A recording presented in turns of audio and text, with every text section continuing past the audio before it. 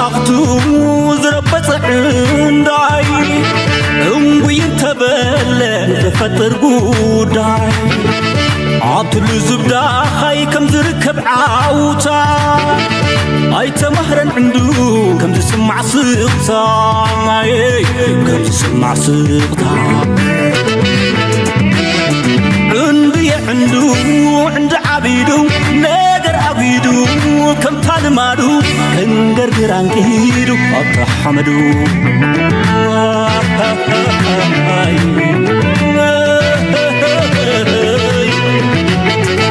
نغينا نتمارن كوشت النقدام لبحر التنكيف كانوا خينات معدام المسمر كنينو تدمع قرميت كوينو لا لا جنينو اللي تسعينو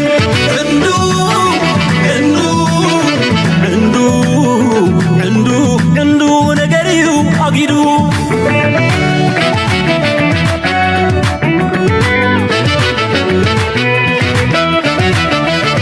بقولي حدامة بدلو من تيمة بحري باللالو وزمت زينو كاب نقلقن كاب دق الصحيلني تقمد لهمي تذكر عامي أتتكال قزي زبن هنقولي ما حزبونا صمت تدرير جوما زبن ورا كل شاما شاما أتصف تزيحو بجم وزختي ما أسيس خيوان ذان تعادبو تعبيت عذيرو درتو زنقيعو فخرنا بحو مسفوت عسريو يبغى يترب سددو زريو حلو بحر بسبر خاي درجة عبدانو نتم زعت قوة نتم زخدنو مسوم رسعو مسكانن وقينو توتامر جميرو نسيطان أمينو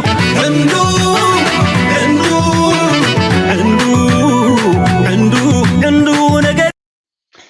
سلام تخطاتلتنا هذا الشانل كما تكونوا تبوك تكونوا ناي وتر تمنيتنا بحقنا نيولومون كم وتروا قداسن وانا وانت حستوتات حزنا لكم مسينا لنا سامو داتنا زمدم سانا كتصنحوا بخبر نعدم لايك ناقبركم تو مچم زادر في عنده تقيبن ديات الله لمن تايمريس كي زادر فوت بليهم بقنا بزعبا زي قداي بزوح سلازلنا لومي أنا بهم كيدنا دهان شو يقولنا لنا أتقدر فقنا بليز كومبليمنت كده فلو أنا كنت أقدم بيليفتي واجن أنا أبزع جير غيبيا one of the it's really funny تبقتي نتو وأنا تمتندر فيها anyway سمنايتي درافي مزقانا دم ما بتحت كده فلنا يقوم بزوح بزعبنا عدنا سلازلنا لومي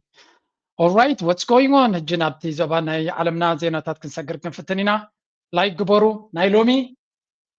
أزيا قداسة يكون كم لكم لا لو تواصل يكون كتر بوليتيكاوي تواصل جن تواصل خزي كونه أبريل تايم تاريخ كسرح كله خطريهم تاريخ كسرح كله اسمه نقول مسح مسح عفوا كونه لو مكسرح كله خطريهم what is he talking about the تبلهم let's go to New York alert. And did you feel that? A socialist earthquake overnight as three Zoran Mamdani-backed challengers win their Democrat primaries and drag their party even further to the left. And while Mamdani becomes the party's new kingmaker, some Democrats are preparing to fight back. Plus, President Trump making his economic pitch in Pennsylvania as gas prices fall. But the president has a new target that he says is making it harder for you to pay at the pump. And foreign World Cup fans obsessing over ranch. I'm not talking about a one-story beginning of a political movement. One of the far-left candidates he backed congressional caucus lost his seat. Country was alone. There is one of New York مالت لبنا أمريكا the heartbeat of the United States of America تبع the financial hub the Wall Street you name it New York مالت لبي نتا دمنا أب هي كسبات تا لب مالت نخلو تنقصقسينا نبلا نيويورك دماكم يا أمريكا من كنت قاعد مدري قاعد يقول لك بوليتيكاوي من كنت قاعد مدري مجنان دم يكونن نزخل زجبر دما زوران ممداني يبهال زوران ممداني لك كابدك أسكت تنسو خلو لأنك أنا مش على حنت أريكم نير أبي أحمد كابدك أستنسيو صمدو يبل أب أمريكا دما كلهم تم بليونيرات كابدك أصلا بري لهم ممداني يمزولو زلو سلام تاي سوشياليست متسيوم ترايدي كونه ንሱ ናይ ኒውዮርክ ሜየር ምዃኑ ጥራይ ዘገርም ነይሩ ቀደም ኣገሪምና እንድሽዑ ሎሚ መምዳኒ በልክ ትበልዕ ኮይኑ ዘሎ ንመምዳኒ ተተቃዊምካ ፖለቲካዊ ዕምርኻ ግድባይ ኮይና ኣላ ንኒውዮርክ ነቕኒቕዋ ኣሎ maybe up 2028 president-አዊ ሕፁይ ኮይኑ እንተቀረበ መንጠጠው ከብለዩ I don't know JD Vance Marco Rubio is going to be a joke I mean 2 ትሪሊዮን ገንዘብ ወይ 10 ትሪሊዮን ገንዘብ ክትገብር ክትከላለካ ኣብ ልዕሊኡ ድማ ንህዝቢ ኣሜሪካ መድሃኒት ጌርካ ክትደቅሶም ክትከላለካ መንታን ንእስራኤል ዝድግፍ ክምረፀልካ this is historic man ታሪኻዊ እዚ ምክንያቱ ኢራን ንኣሜሪካን ንእስራኤልን ተዛርዮም ኣድብዮም ተሓቢኦም ሕጊ ዓለም ረጊፆም ከጥፍዋ ኢሎም መፅኦም ተገራቶም ንክልትዮም ልክዕ ከምዚ ክሃርመካ ኢሉ መፅኡ ኣጋጣሚ ግን ኣብቲ ካሴካ ዝኽእል ቦታ ከይሃረመ ግልፅ ኢላ ሓንቶም ሰበቶም ክልትዮም ተፈላለዮም በበይኖም ሃዲሞም ጥራይ ዘይኮኑስ ካልኣይ ግዜ ክራኸቡ ይደልዩ ኣለዉ ክረኣዩ እውን ይደልዩ ኣለዉ እቲ ዘጋጥሞም ስዕረት ስለ ዝረኣዮም ዘለዉ now this is very important ስለምንታይ ኢራን ንክልትዮም ሃሪማቶም ገለገለ እኹል ኣይኮነን እስራኤል ሎሚ ኢራን ገጢማ በአሜሪካ ስዕራታ ብላብላ ትርጉም የብሉን እስራኤል ትሰዕረሉ ቦታ ኣበይ ምዃኑ ፅቡቅ ገይሮም እዮም ዝፈልጡ ኣብ ወሽመጥ ሕርሙዝ ኣይኮንካን ትስዕሮም ኣብ ልዕሊ ኢራን ኣይኮንካን ትስዕሮም ኣብ ቀዛ ኣይኮንካን ትስዕሮም ወይ እውን ኣብ ሊባኖስ ኣይኮነት እስራኤል ትሰዓር ኣበይ ዳ ትሰዓር ክትብሉ ይኹን ኣብ ኒውዮርክ ኣብ ኣሜሪካ because at the end of the day ኣሜሪካውያን እስራኤል ደፊኣ ናብ ኩናት ትወስደና ዘላ ናይ እስራኤል ፅልዋ ካብ ፖለቲካና ክወፅእ ኣለዎ ካብ መግዛእቲ ናይ እስራኤል ክንወፅእ ኣለና እንዲኦም ዝብሉ ዘለዉ well that's happening right now ምክንያቱ ኣነ ከጋንን ዝዛረብ ዘለኹ ከይመስለኩም በዓላቶም ክብሉ ከለዉ ዝስምዕዎም ብፍላይ ፎክስ ኒውስ like this is መወዳእታ ዓለም ከም ዝመፀ ይመስሎም ዘሎ Congressman Dan Goldman, who was just banned from a New York City coffee shop because of his support for So Fox News Alert, incumbent Congressman Dan Goldman, who was just banned from a New York City coffee shop because of his support for Israel. He has now lost his primary to a radical socialist backed by Mamdani. እዚ ትሪእዎ ደሎም ጎልድማን ዝብልዎ ዘሎ ሓደ ካብቶም ኢንከምበንት ናይ እስራኤል ደገፍቲ እስራኤል ንቅድሚት ኣሜሪካ ባዕላ ትፈልጥ ካብ ዝብሉ እዩ ነይሩ ኣጋጣሚ ኣብ ሓደ እንዳ ቡን ኣብ ሓደ ሬስቶራንት እዚ እንዳ ሻሂ ኣትዩ ቡን ክእዝዝ ምስ ዘለየ ንስኻ ኣብ ህዝቢ ቃዛ ትገብሮ ዘለካ ጭካነ ትገብሮ ዘለካ ኣካይዳ ስለ ዘይንፈትዎ ሶሪ ቡን ኣይንሸጠልካን ኢና ክትወፀልና ትኽእል ኢኻ ኢሎ እሞ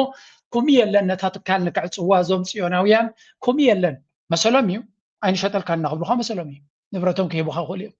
እቲ ትገብሮ ዘለካ ስለዘይንፈትዎ ኣይንሸጠልካን ኢና ገንዘብ ካሕዝካ ውፃእ ኢሎሞ ብሰንኪ እዚኣ ኢሉ ከላስ እዚ አንቲሰሚቲዝም ገለገለ ይብሉ ፀኒዮም ኣብ ምርጫ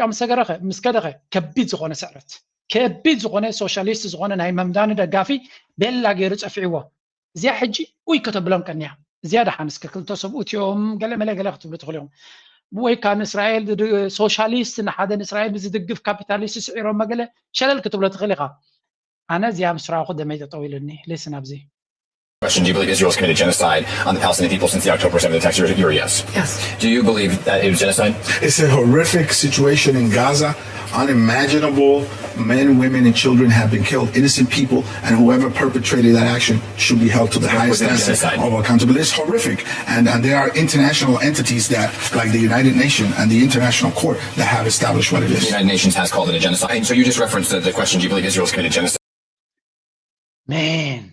كم زخي أب أسرع شدشان يقاط بيلو من جميتوه مريج أنا بوليتيكايو ناي ديمقراطيوم نشتي قالتري واللهم عطوك الله ليا إسرائيل أب غزة جنوسايد فتسيمادو أي فتسمتنيا point black بلوزي حدث أرملسي عند قرط بلا محرو تايتا ملسي إسرائيل أب غزة جنوسايد فتسيمادو إلوا يس إلا توسا حدث أرملسي يس باشاي جنزمنا إسرائيل زبلع زنبريو يمكن 10 عامات العلي زغبريا بت كونغرس ملسيلهم اسرائيل جنوسايد فتسي ماذا قلت يلو مسحتته ملسي يلن اب غزا سب تقتليو كم زغبن تفصيميو حماق سغر قل عن سبيت تقتلهم يم نتوم نعز فصم سبات دما اسلدين فلطم مش عقل خلويلهم تفصيم رواي تفصمن اوت تنغر كوينو زله يو ان مسغبرو اي جي سايز اي سي جي انترناشونال كورت اوف كريمنالز مزبلو يزخون أقل ملسي يلا نحكي ناخد فلت هذا اللي خايل وقرا حكي يونايتد نيشنز أب إسرائيل جنوسايد كم تفصمه قليل يلو so أبزيا ملسي مسأنة ህዝብ ኣሜሪካ ድማ ሓፋዝ ፅፍዒት ይቦሞ እዚኣ ጓል ስዒራቶ ማለት እዩ ናው ኖርማል ሓደ ሰብ ነቲ ደጊፉ ክሰዓር ንበይኒ እዩ ኣብ እስራኤል ኣብ ጋዛ ጀኖሳይድ ፈፂማ ኣይፈፀመትን ዝብል ብድምፂ ክረጋገፅ ከሎ እዮም ትሪእዎ ዘለኹም this is historic ኣይሁዳውያን ቢልዮነርስ ሃብታማት ሎየርስ ገለመለ ኣብ ዓለም ሓያላት እዮም ተልካዮም ኒውዮርክ ግን ምንጪ መበገሲት ናቶም እያ እስራኤላውያን ቀንዲ ሓይሊ ናቶም ኣብ ኒውዮርክ ከምኡ ድማ ኤልኤ ሆሊውድ ብላብላ ዝበሃል ማለት እዩ ኣታ ልቦም መፅኦም ኣታ ቀንዲ ኪንግዶም ናቶም መፅኦም ዞራን ማምዳኒ ኡጋንዳዊ ኣብ ኡጋንዳ ተወሊዱ ዝዓበየ ዝጀመሮ ውድድር ዝጀመሮ ምንቅስቃስ ወይ ከዓ ሰውራ ኣይተኻእለን እዚ ክገርመኩም ሪፐብሊካን ሰንቢዶም ኣለው በዚ እንታይ ኮይኖም ዘንቢዶም ምክንያቱ ሪፐብሊካንን ዴሞክራትስን ክልቲኦም ተዋሳት እዮም ንእስራኤል ዘርብሑ እምበር ንኣሜሪካ ትሰርሑ ይኮኑ ክልቲኦም ነቲ ህዝብና ተፃወትሉን ነዊሕ ከይዶም ሶሻል ሚድያ ዝበሃል ድማ መፅኡ ንዕምሮም ሶሻል ሚድያ ድማ ንሰብ ኣለቢምዎ ሲኤንኤንን ቢቢሲን ሲኤንኤንን ፎክስን ክልተ ተፃረርቲ ኮይኖም እዚኦም ከምዚኦም ኢሎም ዛረቡ ነይሮም ሰብ ኩሉ ገጢሞም ክልቲኦም ሓደ ኢኹም ወናኹም ድማ ሓደ እዩ ሶሪ ንዓኻትኩም ኣይንሰምዕን ኢና ንመንዳ ንሰምዕ ንከም ጆርጆ ዝኣመሰሉ ኣብ ዩቱብ ዝዛረቡ ኣብ ቲክቶክ ከይዶም ዝዛረቡ ፀዓዱ ከምኡ ዝመሰሉ ሰባት ንዖም ስለ ዝሰምዑ ዘለው ተገይሮም ሲኤንኤንን ቢቢሲን ፖል ይግበሩ ርእቶ ይግበሩ ኤክስፐርትስ የምፁ ሊቃውንቲ የምፁ ሶሪ ኣነ ብዓይነይ ዝሪኦ ዘለኹ ኣብ ጋዛ 80,000 ክቅተሉ ቆልዓን ሰበይትን ክጠፉ ከተማ ዝነበረት ናብ ሕፃት ቅየር እየ ነዚ ብዓይንኻ ዝረኣኻዮ ኣይረኣኻን ኣያጋጠምን ክትብለን ተጀሚርካ ይቕረታ ድሕሪኻ ኣብ ልዕሊኻ ሪስፔክት የብለይን ንዓኻ ድማ ምሳኻ ዘስርሕን ዘካይድን መንገዲ የብለይን ኮይናታ ህይወት እቲ መንእሰይ ድማ ካልኣይ ድማ there is this argument socialism and capitalism and socialism ዝበሃሉ ዲቤትስ ናይ ዘበናት እዮም ዓመታት ተቆፂሮም ዘለዉ እዮም you all know ኣነ ካፒታሊዝም እየ ስቶክ ማርኬትን ገለን እየ ዝምህር ካፒታሊዝም ክበሃል ከሎ ግን እዚ ሕጂ ንሪኦ ዘለና ናይ ቢልዮነራትን ትሪልዮነራትን ካፒታሊዝም ኣነ እውን ኣይድግፎን እየ ዋይ ክንዲዚ ዓይነት ሓብቲ እሞኻ ምስ ዝመጣጠን ታክስ ዘይከፍሉ እንተኮይኖም ተራ ሰብ ወረን ባፈት ናይ ዓለምና ዝሃብተመይ ሓደ ካብቶም ዝሃብቶም እንታይ ኢሉ ካብ ኣነ ዝኸፍሎ ግብሪሲ ሰክረታር ናተይ ትገብሮ ግብሪ ትኸፍሎ ግብሪ ብፐርሰንቴጅ ንሱ ይበዝሕ ኢሉ ነዚ ክሳብ ዘይቀየርካ ፍትሒ ክተረጋግፅ ኣይትኽእልን ኢኻ ኢሉ እምባሉ ሂዘ ቢልዮነር ሶ ታክስ ሲስተም ክቕየር ኣሎ ኢሉ ቢልዮነራት ዝተፈላለየ ምሕቢ ጎዳጉዲ ፈጢርካሎም ሉፕ ሆልስ ይብልዎ ሰብ ከይርድኦ ምሕቢ ቦታታት ፈጢርካሎም ታክስ ዘይከፍሉ ተራ ሰብ ግን ደም ርሂፁ ሸቃላይ ናቶም ኮይኑ ከም ባርያ እናጎየ ዕረፍቲ ዘይብሉ እናሰርሐ ከሎ 30% 25% እናመልጠጥካ ኣብ ፈቐዶ ወሲድካ እኮ ንኣብነት ኣብ ስዊስ ኣምሶሪ ኣብ ስዊስ ዝቕመጥ ኣነ ፒር ካፒታሊስቲክ ሃገር እዩ ግን ስዊስ እንታይ እዮም ዝገብሩ ገንዘብ ነቶም ፅቡቅ ኣታዊ ዘለና ወይ እውን ዘለዎም ካብኣቶም ወሲዶም ኣነ ኣብ ስዊስ ክመፅእ ከለኹ ወረቐት የብለይ ሂወት የብለይ ገንዘብ መንግስቲ ትምህርተይ ንሂወተይ ይኸፍለኒ ነይሩ እዚ ማለት እንታይ ማለት እዩ ሎሚ ሰሪሐ ክወስድ ከለኹ ክኸፈለኒ ከሎ መርመር የብለኒ ሕጂ እውን ሓቂ ንምዝራብ ገንዘብ ሰሪሕካ ዘምፅኻ ክኸደካ ከሎ ከቢድ ግን እቲ ገንዘብ ተወሲዱ ደቂ ቤት ትምህርቲ ገንዘብ ኣይከፍልኒ ሕክምና ክወስዶም ከሎ ኦፍኮርስ ኢንሹራንስ ይኸፍል እየ ግን ዩሲ ፅርግያታት ከይፈረሰ ክቕየሩ ንርኢ ንሕና ፓርክታት ናትና ማይ ኣባጅጎ ጠጠውተኢሉ ማይ ከስትይዎ ኣብዚ ኣፍ ደገ ገዛና ሳዕርስ ነዊሑ ቀኒ ለንቀነ ቅድሚ ዝተወሰነ ሰበይተሲ ዋንታይ ዳረስዖም መድዮም ለንቀነ ኢላሲ ኣይዶኖት ስኬጁል ዲ ነፍሳ ነጊርዋ ኣብ ሶምና ዘይተኣክል መፅዮም በቃ ኩሉ እቲ ፊዮርታት ተቐምቂሙ ሳዕሪ ተቐምቂሙ ገለመለ ዴይ ቱ ዴር ጆብ ማን ገንዘብ ከፊልካ ኣብ ዓድኻ ክፈስስ ተሪኻዮ ንኣብነት ሕጂ ብርቱዕ ረስኒ ዘላ ብኤሮጳ ብርቱዕ ረስኒ ኣሎ እንታይ እስከ ገይሮም ኣለዉ ኣብ ስዊስ ኣብ ፈቐዱ እቲ ጎደናታት ክትከይድ ከለኻ ማይ ዝሑል ዘመንጩ ከምዚ ባኞ ዓይነት ኮይኑሲ የዝሕለካ ምክንያቱ እቲ ህዝቦም ፌንት ከይኣትዎም ፍርዮም ድዮም ሰብ እናኸደ ከሎ ባኞታት ገይሮም ኣለዉ ብፍላይ በቲ ገማግም ሩባ ባዝል ክትከይድ ከለኻ መዓት ባኞ ገይሮም ኣለዉ ሶ ኣብኡ ዝረሰኖ ሰብ ከይዱ ክሕፀብ ይኽእል ዝሑል ኢኻ እቲ ማይ ኣይዶኖ ብገለ ገይሮም እዮም ዘዝሕልዎ ዝሑል ማይ ፅሩይ ኢኻ ክሰቲ እውን ትኽእል ኢኻ ካብኡ እንታይ ንማለት ንስዊስ ማርኬቲንግ ትገብረላ ኣለካ ትብሉን ኣለኹም ይገብረላ ወ ፅቡቅ ንዝገብር ዳ ይገብርዎ ሓደ ሃገር ታክስ ከፊልካዮ ንህዝቢ ዘገልግል እንተኮይኑ እኮ ፅቡቅ እዩ ታክስ ከፊልካዮ ኣብ ኢራን ከይዱ ንህዝቢ ኢራን ቦምቢ ገይሩ ቤት ትምህርትታት ዘቃፅል እንተኮይኑ ግን ማን people are sick and tired of this ሓደ ኣፊቱ እንታይ ክብሉ ጀሚሮም ኣለዉ ሃብታም የብሉ ድኻ የብሉ ንኩልና ማዕረ በቢ ፐርሰንተጅ ኣቁርፁና ኦኬ 15% እንድሕር ትብሉ ኮይንኩም ንኩሉ ንሃብታሙን ንድኹውን ኣቁርፅዎ ይብሉ ኣለዉ of course this is going to be very tricky because ሃብታማት ብዙሕ ዕድላት እዩ ዘለዎ ኣሚን እንድሕሪ ታክስስ በርቲዑኒ ኢሎን ማስክ ተወሳኺ ገንዘብ ክህብዎ እዮም ኣብ ወርሒ ሓደ ቦታ ግበረልና ታክስ ዘይንኸፍለሉ ኣብኡ ክንከይድ ክብሉ እዮም እቲ ፀገም ናቶም ግን ብዘይ ሰራሕተኛታትን ድኻታትን ክነብሩ ይክእሉን እዮም تجنزبهم سي جنزب ورقتي سرعتنيات إذا كان تغيرات رئيس مكة دخلات اللوت رئيس مكة مالتي بزخنة إذن رياض لنا من قصقاس أب أمريكا تاريخ يسرح زلو تاريخ يسرح له كابيتاليزم نعمتات توزبلهم جد حدا قامت يولو بس هنا جينوسايدن ود جينوسايدن قد ما ودعنا أبزي حركاتهم نزي عبي نوصي بيمان وجن بس أقام زوران ممداني كونكل بيمان تقبر زول غازيو. Radicalism on display. We have Israeli cabinet ministers openly calling for genocide, celebrating the murder of children, calling for nuclear strikes, like truly crazy behavior that even the North Koreans don't do. That is like deeply embedded in this ruling party, in the structure that controls the Israeli government. And so my gosh, I don't really know what the solution is. They're definitely radicalizing each other. And then Ben Gvir, every time I see him beating up flotilla people, running around all crazy, making supervillain statements that's like from a Marvel Comics cartoon or something. And I see this, and I was like, if I was trying to destroy... Okay. نوح زبالك زيادة اسمعكم لمن تاي مسيلكم توم انجليش تسمعوك واصل زلكم كعب زيوم كلتا سبات ندونالد ترامب حنجيرو نا بريزنت ندب صحوي أليكس جونس مالت هذا كارتون كعدم كونسبيراسي تيوري بلونيرو مخنياتو نتحقق نسب دفلت زنبري يبقى كفال نابنت كوفيد بوانو فليتوا توتون كو زبل زنبري بخمد ما ببزح شكرات هاري مومنيرون اوكي قدوس يبلكم يلا معات رسح صراحه هلو اخوني ساعه كندوز كاتليكم كنا من دونالد ترامب حق وين دونالد ترامب خلايد ما تاكو كارلسون بار اوف كورس دونالد ترامب من ريبابليكانن حنجيروم زخيد زنبر غازيتنيا ابزوان زي دونالد ترامب اب ايران كي تخيدلو باكار رخيب كلتا غزي قدمتو كينات مجمار بليز كي تخي زكويناتنا ايران اي واتس اكاني امريكاوين ايدليوني امريكاوين زمرصوها اب امريكا كتتكور الكا مبصعات لزاتخاي كي تخي نابتو كينات يلو مستاك كارلسون تبايسون اب كيناتاتيو اب زر سنه مقلو كف ابيلهم اسرائيلاويان حساب حجي كابتا مقلو خدنس كو على دونالد ترامب مالته تا مقلو سي ايران يا تا مقلو ابتا مقلو خينو يلعب تويتر تريواز اللغمي وازا ايصلاكم الخون هذا ذكر وازا لانتي هيوتكم سيريس تغير كاي كبيس زغونه بزغونه حج انت يبل له مسيلكم تم تحتهم زغيرهم زلو سيلي بعل بن غفير بهالو بجك حما صبق دي وصيو امين نحن حما سي سيرتيفيكيت زلو مويايو موي مشالكا يونيفرسيتي كتمهاركايو كوميو بن غفير مالت حما طراي كمل حسيد وص انتي خسلطانو ترى سبا يكون ناشنال سيكيورتي حلافي ابراها كاسانوتوم خقراو دحنت سوري خقراو دحنت يو ابراها كاسا جنرال ابراها كاسا الزق ناشنال سيكيورتي نير ترامن يدنو على ناديو تايتل كوم زبل anyway ابكالو تغرات ناشنال سيكيورتي زبال تحت بريزيدنسي ازي اقداس صراحه نقط طبعا كم دبان سيكيورتي نخلتي اب جمزتي اب امريكا ماركو روبيو يو كلتا سلطان يزلوت حدا ناي ناشنال سيكيورتي حلاف كون كله بتدما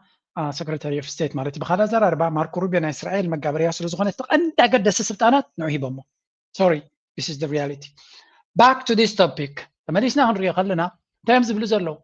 بعالزي انترفق فوت صبوق زي قبرو حقنا ان اسرائيل كنت على ايمز بلو زلو تتبراريو تاكو كارلسون اليكس جونز كليتيو and the party is right here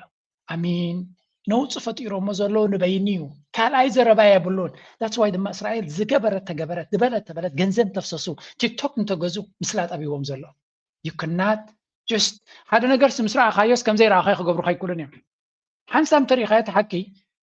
كم بحدش حصوت كشطول كبيدي مغنياتو اب غزا استفصمه اب ليبانوس استفصمه جدي ما نبيران استفصم زلو يري ولو so these things are like نشتي ولدو اسس دحن ايران سي ولا نا اسرائيل سي ناي غزاس برسعوان بالكا نابي ايران كينات كغبرو خبلو واغا ناي نداد واغا ناي منابرو نتسبس من بارك ساب دسنجيرو ملو so come on هنا اسرائيل نصغابا لا تغبرو زل كينات منابرونا زخف ان خوينو كابيتاليزم يلون كاكو منونا زفتن خوينو اف اوف ولا فاك اوف ولا نت كابيتاليزم سوشياليزم كنفتنا يبلو well I'm not sure if this is going to be a good thing معناته civil wars بحال بخمسي زلال اتم كابيتاليست ገንዘብ ዘለውን ሀብት ዘለውን በፍጹም ናብ ሶሻሊዝም አይንኸይን ናخبልዮም ቶም ናሽቲ መንስያት ባይ ዘ ወይ ታካካል ሰነዛት ተዛሪቦ ነይሩ ካብ ዩኒቨርሲቲ ተመረቁ ከለው ለንቀነ ኣብ ኣሜሪካ ማለት ኮሌጅ ዝምረቁ ዘሎ ተማሃሮሲ ሓንቲ ኤክስፐርት መጽያሲ ኤአይ መጽዩሲ ሓድሽ ቴክኖሎጂ መጽይት ሓጎስ ኢሎማሲ ጎት ሄል ኢሎማ ኤአይ ኮ ስራሕና ክወስድ ይመጽ ዘሎ عاقب بليونير ስለዝኾንኪ አይ maybe ሰራሕተኛታት ከይቆፀርክ ብቴክኖሎጂ ክትክእና ሕግዘካ ንሕና ግን 4 ዓመት ደም ርሂፅና ዲግሪ ንወስድ ኣለና what are we going to do እንታይ መጻኢናትና who is thinking about it መን እዩ ዝሓስበሉ ዘሎ እቲ መጻኢና ኦኬ ኮሌጅ ንመሃር ኣለና ዘይተኣደነ ገንዘብ ተለቂሕና ኣለና 100,000 ከፊልና ኣለና so ስራሕ ኣበይ ኣሎ ሕጂ ስራሕ ክንሰርሕ ኣይንኽእል ኢና ከይሰራሕካ ክትነብር ከዓ ስራሕ ወሲዱ ዘሎ ኣይ ድማ ገንዘብ ኣይከፍልኒ ታክስ ኣይከፍልኒ እሞ ከምዚ ናይ በዓል ስዊዘርላንድ ወላ ስራሕ እንታ ቢካሲ ሶሻል ሲስተምስ ንኽትነብር 1,000 ይበቃ እዩ ገዛ ክራይካ ሸፊኑ ስለዚ ሰብ ንኽነብር ክእል ኣብዚ ኣብ ሶሻል ኮይኑ ክነብር ክእል ጥዑም ሂወት ኣይኮነን ታሕተዋይ ሂወት እዩ ዝምረፅ ሂወት ኣይኮነን ካልእ ምርጫታት የብልካ ናፅነትካ እውን ድሩት እዩ ቫኬሽን ክትገብር ኣይትኽእልኒ ናብ ዘለካ ክትገሽ ኣይትኽእልኒ ምክንያቱ እቲ ገንዘብ ንኽትነብር ጥራዮም ዝብኻ ንኽትነብር ግን ክእል እዩ قدام حدر زقبرك يالن امين كلان زوريا ود زوريا خدقبر تخليقه جنس ود جنس بعد لا خدكدن تخليقه صقمي بالكان خولي في الله بغزاها تخشن اندحر خوينكا تصبحت سريت خوينكا بتنا سوشال ገንዘብ ሰብ ጥራም ኩሉ ይነብር ያብዚ ከመ ኸውን ሰባይ ተባብዕኔ ምክንያቱ መንግስቲ አይፈቱኒ መንግስቲ ንዑ ትገብር ዘለኻ 5 ዓመት 2 ዓመት 3 ዓመት ክሕግዙኻ ቆልዮም ኣብ መወዳእታ ግን በማዕኮርካ ከም ተወፅኦን ክገብሩኻ ምክንያቱ ንሓዋር ክገብሩልካ ይደሉን እዮም ምክንያቱ ገለ ፖይንት ንስኻ ብሲስተማቲካ ክትሕግዝ ኣለካ ነቶም ድሕሪኻ ዝመፁ ስደተኛታት ቦታ ክትገድፈሎም ኣለካ እዩ ተዘይላዊ ኣብታ ቦታ ኣቲኻ ኣብ ጥራይ ክቕፅል እትልካ ክመፁኻ እዮም ንዓኻውን ናይ ሎማ ኣርስቲ ካብ ፖለቲካ ውፅእ ዝበለት እያ ቢካስ ኢኮኖሚ ኢዝ ፖለቲክስ ፖለቲካን ኢኮኖሚን ክልተ ገፃት ናይ ሳንቲም እየን ትቁጠባ ንፖለቲካ ይፀልዎ እቲ ፖለቲካ ድማ ንቁጠባ ይፀልዎ ኣብ ኣሜሪካ ድማ ሓደ ታሪካዊ ለውጢ ኢና ንርኢ ወይ ነውፂ ኢና ንርኢ ዘለና ኤርስኩዌክ ብኸመይ እዮም ዝብልዎ ዘለዉ መለስ ኣብቲ ስታቲስቲክስ ብማትስካ ክንዛረብ ስለ ዘለና any district any more than in this particular district. We are talking about New York's 10th district. I mean, chance to be the New York 10 Dem nominee. Dan Goldman, the incumbent, a hero of the Trump first impeachment trial among Democrats, only has a 1, 2, 3% chance of actually holding on to his Democratic designation to be the Dem nominee in this particular race. Brad Lander, who was last seen running for mayor in New York City, 98% chance. The reason why Dan Goldman is in trouble is because of the issue of Israel. He is seen by many in that district as being too pro-Israel. Lander has the endorsement of Zohran Mamdani, who, you know, obviously, when it comes to the issue of Israel, has been much more pro-Palestinian. كم تريوا زلهم هذا نجر هذا خين الله دقفنا إسرائيل تخين كاب أمريكا كلتا نجر تربح أمريكا خصاب لومي هذا بوليتيكا وصلت عنك وحسيو إسرائيل تعوت رايبل كم دليل كاب بوليتيكا زك أو مكان لن كلا ما جنزب تلتي بحدا يقيد نير حجي عند مرد عند قرط كاخوين على خريتي أمزح كام حرنيا لغاية ولا نمبر أقوم بحرنا نبلا محرنيا ميرو نعمة back to the story እንታይ ይብሉ መስልኩም ገንዘብ ናይ እስራኤል ወሲዱ ንእስራኤል ክትግፍ ምስ መረፀ ኩርሱ መንጢሎም ሕጂ ገንዘብ ድሕሸካ ኩርሲ ኮይና ደላ ሕጂ ባይ ዘ ወይ ተን ገንዘብ ክሳብታ ኩርሲ ዘለካ ጥራይ እዩ ተን ገንዘብ እውን ኣይቅፅላን እየን ስለዚ ሰብ እዚ ግዳይ ኮይኑሎ ኣብነት ኮይንዎም ኣለዉ ንበዓል መን ነቶም ናይ እስራኤል ባንዴራ ተሰኪሞም ኣብቲ ኮንግረስ ናይ ኣሜሪካ ዘዕለቡጡ ዝነበሩ ንእስራኤል ንምሕጓስ ዘሎን ዘየሎን ዝዛረቡ ዝነበሩ ወል that time slowly تا كما عينت مدر قص بغس تبقى على اسرائيل بامريكا كتداخم بوتا كتحزن درخيلا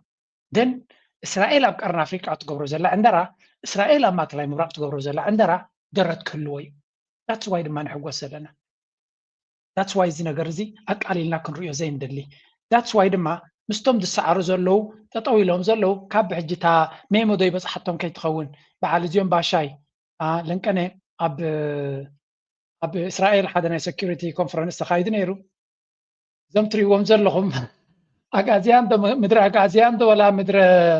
مدر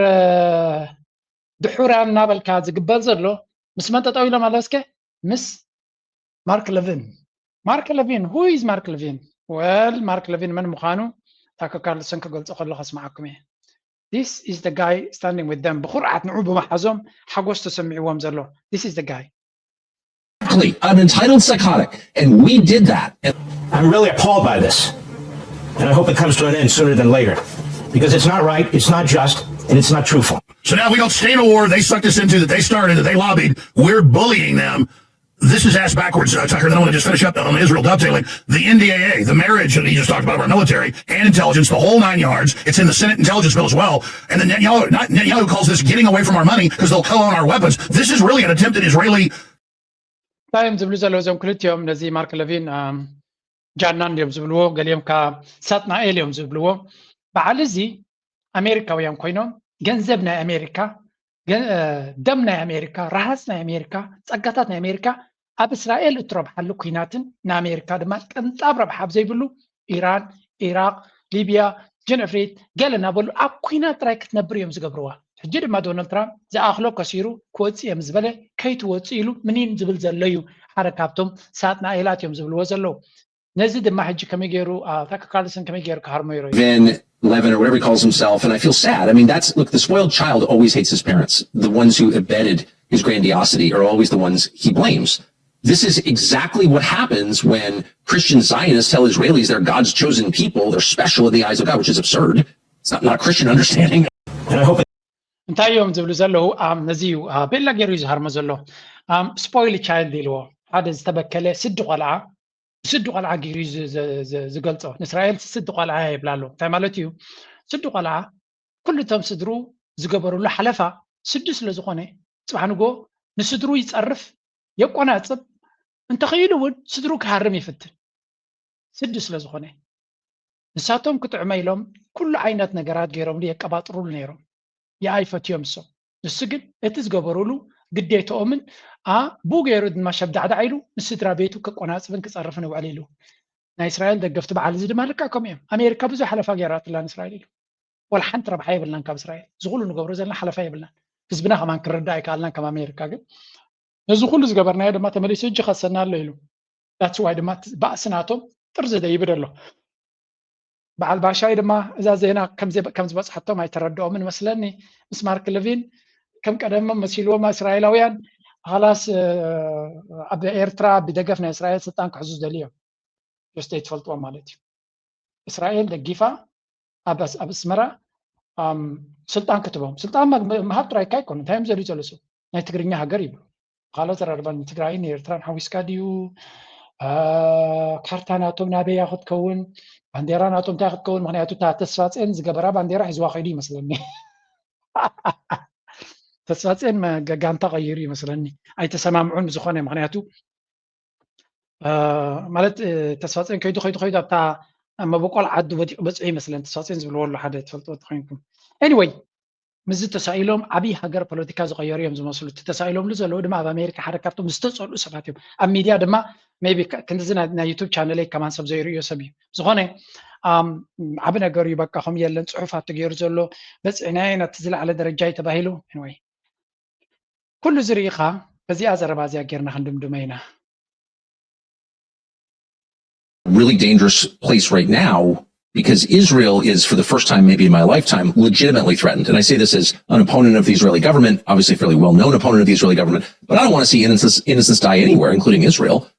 period. I believe in universal standards. It's always wrong to kill innocent people, including in Israel. So I'm not wishing their destruction, but I think they are in a very tough spot. And the problem for Israel is they've been talking for 50 years, my whole conscious life, about how they're on the verge of being destroyed. And that's always been a lie. But now you have an Iran that is a regional power, it's a global power, and it's not going to go away. And so Israel is... Tucker Carlson, ምናልባት ሶሪ ከመኽበል ኣይደልን እየ ግን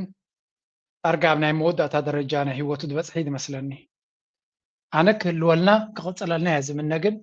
እስራኤል ሰብ ክቐትሉ ተኮይኖም ታከር ካርልሰን ቀዳማይ ታርጌት ናቶም እዩ I'm saying this ኣነ ጥራይ ዘይኮንኩ ግን ብዙሕ ሰብ ዝብሎ ዘሎ እዩ because he's exposing too much ካብ መጠን ንላዕሊ ንእስራኤል ዝሃስያ ዘሎ ካብ መጠን ንላዕሊ የድብለኩም ካብ መጠን ንላዕሊ እስራኤል መጀመርያ ታሪኻ ቀንዲ ሓደጋ ናይ ህላውያ ሕጂ መፅዋ ዘሎ ኢሉ መጀመርያ ኢራን ሓይላ ወፅያ ኣላ ኢሉ ሰሞዋልካ ንኢራን ብዋጋ ኢራን ፖለቲካ ክስራሕ ፀንሐ ተወዲኡ ኣሎ ኢሉ ኢራን ሓይላ ኣይተሳዕረት 300 ቢልዮን ገንዘብ ክወሃባ ኢሉ ቴክኖሎጂ ናታ ሓያል ኮይኑ ፀንሑ ወታደራዊ ዓቕሚ ናታ ሓያል ኮይኑ ፀንሑ ስለዚ ኢራን ክትሰዓር ዝሓስቡ ኣይተኻለን እታ ዘራዮም ዝኾነት ኣሜሪካ እውን እንትኾነት ከምቲ ንሶም ዝደልይዋ ትኸውን የለን ባይ ዘ ወይ ኣሜሪካ እቲ ንእስራኤል ቀንዲ ዘሕጉሶም ዝነበረ መራሒ ሒዛ ናብ ኩናታት እያ ዶናልድ ትራምፕ ካብ ዶናልድ ትራምፕ ንላዕሊ የብልናን ንእስራኤል ዝኾን ፕሬዚደንት ኣብ ኣሜሪካ ይመፅን ኢሎም እዮም ባዕሎም ዶናልድ ትራምፕ ደስ እናብሎ ናብ ኩናት እናፈከረ ምስኦም ኣትዩ كم زاز بالكم مغلو خينا سلسن حتى أم مغلو كفتيل كادو ما بزي قدس انت عينت حيل لك كتنددك قلاتن كاز قدس هيكون مغلو سزي مغلو تفلطوا يوم دي تفلطوا دما مغلو مالتهم ناشكو هنينا كرداكم كجاز قبروا لي مسرس انا دما تقጫዊ خات كبروا تبحوا مالتي اينوتم دك ما ما يتفلطوا تقولوا ما ديهم سل تبلعكم زنبرت جن قلقله كم زخمانا كل عينك كتري زخالكم قد تفلطوا يخم سو ابتا مغلو كوف اندحري لحد سب تقاقيو كنا منتاح حيل له بزي قدس كتنددايا so this is what's happening إيران قلب غالا كما يجراتهم زلا بز مغنيات دما إسرائيل أزياء تسنابيدا كم زلا تزل واكونت دما نغندي كزي قلص الغلزي نجزيكم كتفينا but I am not going to stop there حانت report كابز مزت إيران مغلو مخانا مرقاقزي What the U.S. pilot whose F-15 was downed in Iran back in April was allegedly experiencing before the aircraft was downed. It turns out that he claims it was swarmed by an Iranian drone in the formation of a jellyfish. Now, this has sparked a bit of a debate among the intelligence community because of the fact that he was injured as a result of that whole operation, that whole situation, which, by the way, we still don't know the details about what kind of operation was being carried out. Why was he in the middle of Iran? But luckily, he survived. He was rescued by our military. But here's what we know. The U.S. fighter jet pilot described multiple Iranian drones hovering in the air with shades that Iran were. انتاجات بلوكم زلا مسيلكم من البات كالو ونتن درونات بزبلت انيميشنز قبروا ون راح انت ترغيبيا تأمر اننا نسمع زلنا it's just اسكزيا Drones have already become هجي انتايم زبلو زلو CNN reports قبروا كاب intelligence community زماتسايو إذا نفاريت F-15 يدزور نيرو نزا نفاريت زي عزوان ناخد غلط بايلوت تندرونات ناي إيران كبيبنو سلازي تندرونات دماكم نسوز رأيين نحت عدن زراربا عينت كوينان سنعنو communicate قبران يرنين مالسي intelligent technology اللي ونيلو زي جي أبزنا يلو مزالنا يو it's actually about China زي common نقري درونات كواقا خلو وانا حت عدن حبريتين لها وطع زي جي modern drone technology they communicate AI سلازر لهم مستكالة حبريتا exchange قبري إيران قناوي بس حتى نزل أمنات نيرو أتي سوز بلوم زلوا دم حجي حق دي ويس رؤوس سلة حرميو فحيلو وهم زبل زلوا يبللو زخانة أتندرونات زقبرو تاريخ كسب حجي أي نعدم قروما يقين زلوا زير صبصب زد مع إيران زوجوا صبصب يكون أمريكا بعلا زوج أطيو سلازي كم زعين تدروا عقم تلكا you are just super power نخد كون كبيرة مثلا I'm sorry فتينات زلينا إيران super power كتكون مخانا فلوتيو as three was along technology حجد ما إقدرات العيل لو مالو billions and billions جنزمتي ومالو they're gonna do more of this stuff and well we are going to see something surprising هذا نقر سكن رقم نخيل أيام زنقر زلو نزي أنا دلوكم زلو خي مثلكم بعلو جون بولتن كلكم كل سمعوه National Security Advisor, Ambassador John Bolton. Ambassador, I said a few minutes ago, I was curious to, ask you how you see things, and I am just big picture. How would you characterize where things stand between the United States and Iran right now? Well, I think Iran was the big winner in the Memorandum of Understanding. They kicked all the important issues down the road. They got immediate relief from U.S. sanctions. The Treasury Department has issued they call a general license, freeing Iran from the sanctions. The blockade has been lifted. Tankers carrying Iranian oil are on their way out of the Gulf. It's true some ships are getting out from the Arab side. Of course, they were getting out before the MOU was signed because we were escorting them out, which leads you to جون بولتن كتبنا ناشنال سكيورتي حلافي ما خرنا دونالد ترامب زنبريو كما يتريو الله خاص كونتات كما يقعز على الوسوي على مرحنتي بزح زربان مرة جبتات نزل يكونن إيران the biggest winner يايلو عباي سعريتها نورمال سعر ده يكون عب سعر تعويتها على إيران كله تدليون نع زمتش النجارات يدفع أمزرلو جنزب أبرس جنزب وهابا مالو ندادناتهم نخشتو تفقيدو له مالو جرات لا إله مالو كله تدين صبون عرقيدو دما هو الساقي 300 بليون كوهابوميو 100 بليون زخون جنزب ما بكل تعاسيز نبرك في النيو ندادناتهم بخبور كشتو عدل علوهم قدام الندمان بتي وش متحرم زناتهم ندادير واتس I mean you name it and they got it تغس كارستي إيراني عربي حتى الله مع جنزبي متصوم على كابتي جنزب زهر كيوم كاب أمريكا مخلوق جزوة مدهنك جزوة نهرك أوكي نتي كالكل كام زنبركا اخلم مدهانيت انت جزيهم نتنا نادي شيء انت قبروا يميل ሚሳይላት ድሮናት ከም ብሓድሽ ሞድረን ክሰርሑ ቴክኖሎጂ ከዓጥቅዮም artificial intelligence chips ክገዝዮም ዝኹላ ኣጊድና ከለና ከም ዝገበረት ናሲ ኩሉ እንተፈትሕና ኣላ ፈትሕና ያዳ እንታይ ክትከውን እያ ትብል ሕቶሲ ከም ጥቃሶም ተበራብሮም ዘላ ሰ ኮርስ ኢራን ድሕሪ ንሓሙሽተ ዓመት ፈኒኻያ ምስቲ ዘለዎም ናይ ሳይንስ ቤዝ ምስቲ ዘለዎም ሓያል ዝኾነ ህዝቢ ፈጠራውነት ዘለዎም ቴክኖሎጂካዊ ዓቕሚ ዘለዎም ኢንዱስትሪ ዘለዎም ቫይብረንት ኢንዱስትሪ ዘለዎም ኢንዱስትሪያል ቤዝ ኣለዎ ስለዚ ኩሉ ነገር ተሄብካዮም ቴክኖሎጂ ተሄብካዮም ክውንጨፉ ዝኽእሉ እዮም ኣሚን ባዕሎም ነፈርቲ ዝሰርሑ ህዝቢ እዮም እዚኦም ናይ ጉዕዞ ነፋሪት ሰሪሖም ኣለዉ ኦልሬዲ ስለዚ ዲስ ፒፕል ኣር ቨሪ ኣድቫንስድ ጥራይ እቲ ማሕለኻታት ናይ ኣሜሪካ ሒዝዎም ነይሩ ሕጂ ግን ዴር ባክ ኢን ደ ጌም ኣሜሪካ ፈትያ ፀሊያ ዝሃበቶም ኣፍ ደገ ከፊታትሎም ኣላ ንሳቶም ድማ ነቲ ኣፍ ደገ ተጠቒሞም ይወናጨፍሉ ኣለዉ የግዳስ ኣብ መንጎ ክልቲኦም ከዓ ዶናልድ ትራምፕ ድማ ኣይ ዓገበን ኣሎ እዮም ዝብሉ ዘለዉ ምክንያቱ የፈራርህዎ ስለ ዘለዉ ይመስለኒ ዱ something ስኢልካ ዲኻ ክትርኢ ወላ ሓንቲ ትገብርን ዲኻ ብላብላ እዩ ዝበሃል ዘሎ there's also another thing ብዝኾነ ናይ ኣሜሪካ ፕሬዚደንት ምክትል ፎሬን ሚኒስተር ስቴት ዲፓርትመንት ሓላፊ ማርኮ ሩቢዮ ከይድሎ ይብሉ ናብ መን ኢኻ ትብሎ ንሚድል ኢስት Marco Rubio is in the Middle East for a week of meetings about the fragile U.S.-Iran peace talks and the fate of the Strait of Hormuz. He's the first cabinet official to visit the region since the signing of the Memorandum of Understanding. He's set to meet with 3 U.S. allies heavily targeted by Iran during the height of the war, the UAE, Kuwait, and Bahrain. The administration's hope is these Gulf countries will play a role in implementing parts of the peace deal. Just after arriving in the UAE today, Rubio also addressed the issue of Iran's proxies. A careful reading of the MOU will see ሓደ ካብቶም ኣብ ኩርሲ ኣብ ጣውላ ኣብ ዘበነ ዶናልድ ትራምፕ ሓቢኡ ዘሎ ንምርጫ ይዳሎ ስለ ዘሎ ሓቢኦሞ ዘለዉ እዚ ሰብ እዚዩ ማርኮ ሩቢዮ ይበሃል ናይ እስራኤላውያን ቀንዲ መጋበርያ ምዃኑ እዩ ዝንገረሉ ኣብዚ ኩናት ናይ ኢራን ወረቐቱ ከይትበላሾ ከምቲ ዝድለ ኣብ ቅድሚት ከምዘይመፅእ ገይሮም ኣለዉ እቲ ዝዓበየ ስልጣን ከለዎ ተሓቢኡ እዩ ዘሎ ጄዲ ቫንስ እዩ ዝጥበስ ዘሎ ጄዲ ቫንስ ግን እቲ ናብ ሓዊ ኢሎም ዝደርበይዎ ንረብሑ ቀይርዎ ኣሎ ምክንያቱ ናይ እስራኤል ተፀላእነት ኣብ ፖለቲካ ናይ ኣሜሪካ ሪል ነገር ኮይኑሎ እዚ ድማ ትሪእዎ ኣለኹም ድሕሪ እቲ ምስ ኢራን ዝተገበረ ስዕረት ዝመስል ስምምዕ ኤምኦዩ ናብተን ኢራን ቀንዲ ዝቐጥቀጠተን ሃገራት እዩ ዝኸይድ ዘሎ መሪፅ ረይዎ ኢማራት ኩዌት ባሕሬን ሰለስቲአን ኢራን ሓመድ ዝገበረተን እያ ሕጂ እውን እንተኾነ ምዝየ ሰለስቲአን ዝኾነ ርክብ ክትገብር ትደሊ ኣላን ኢራን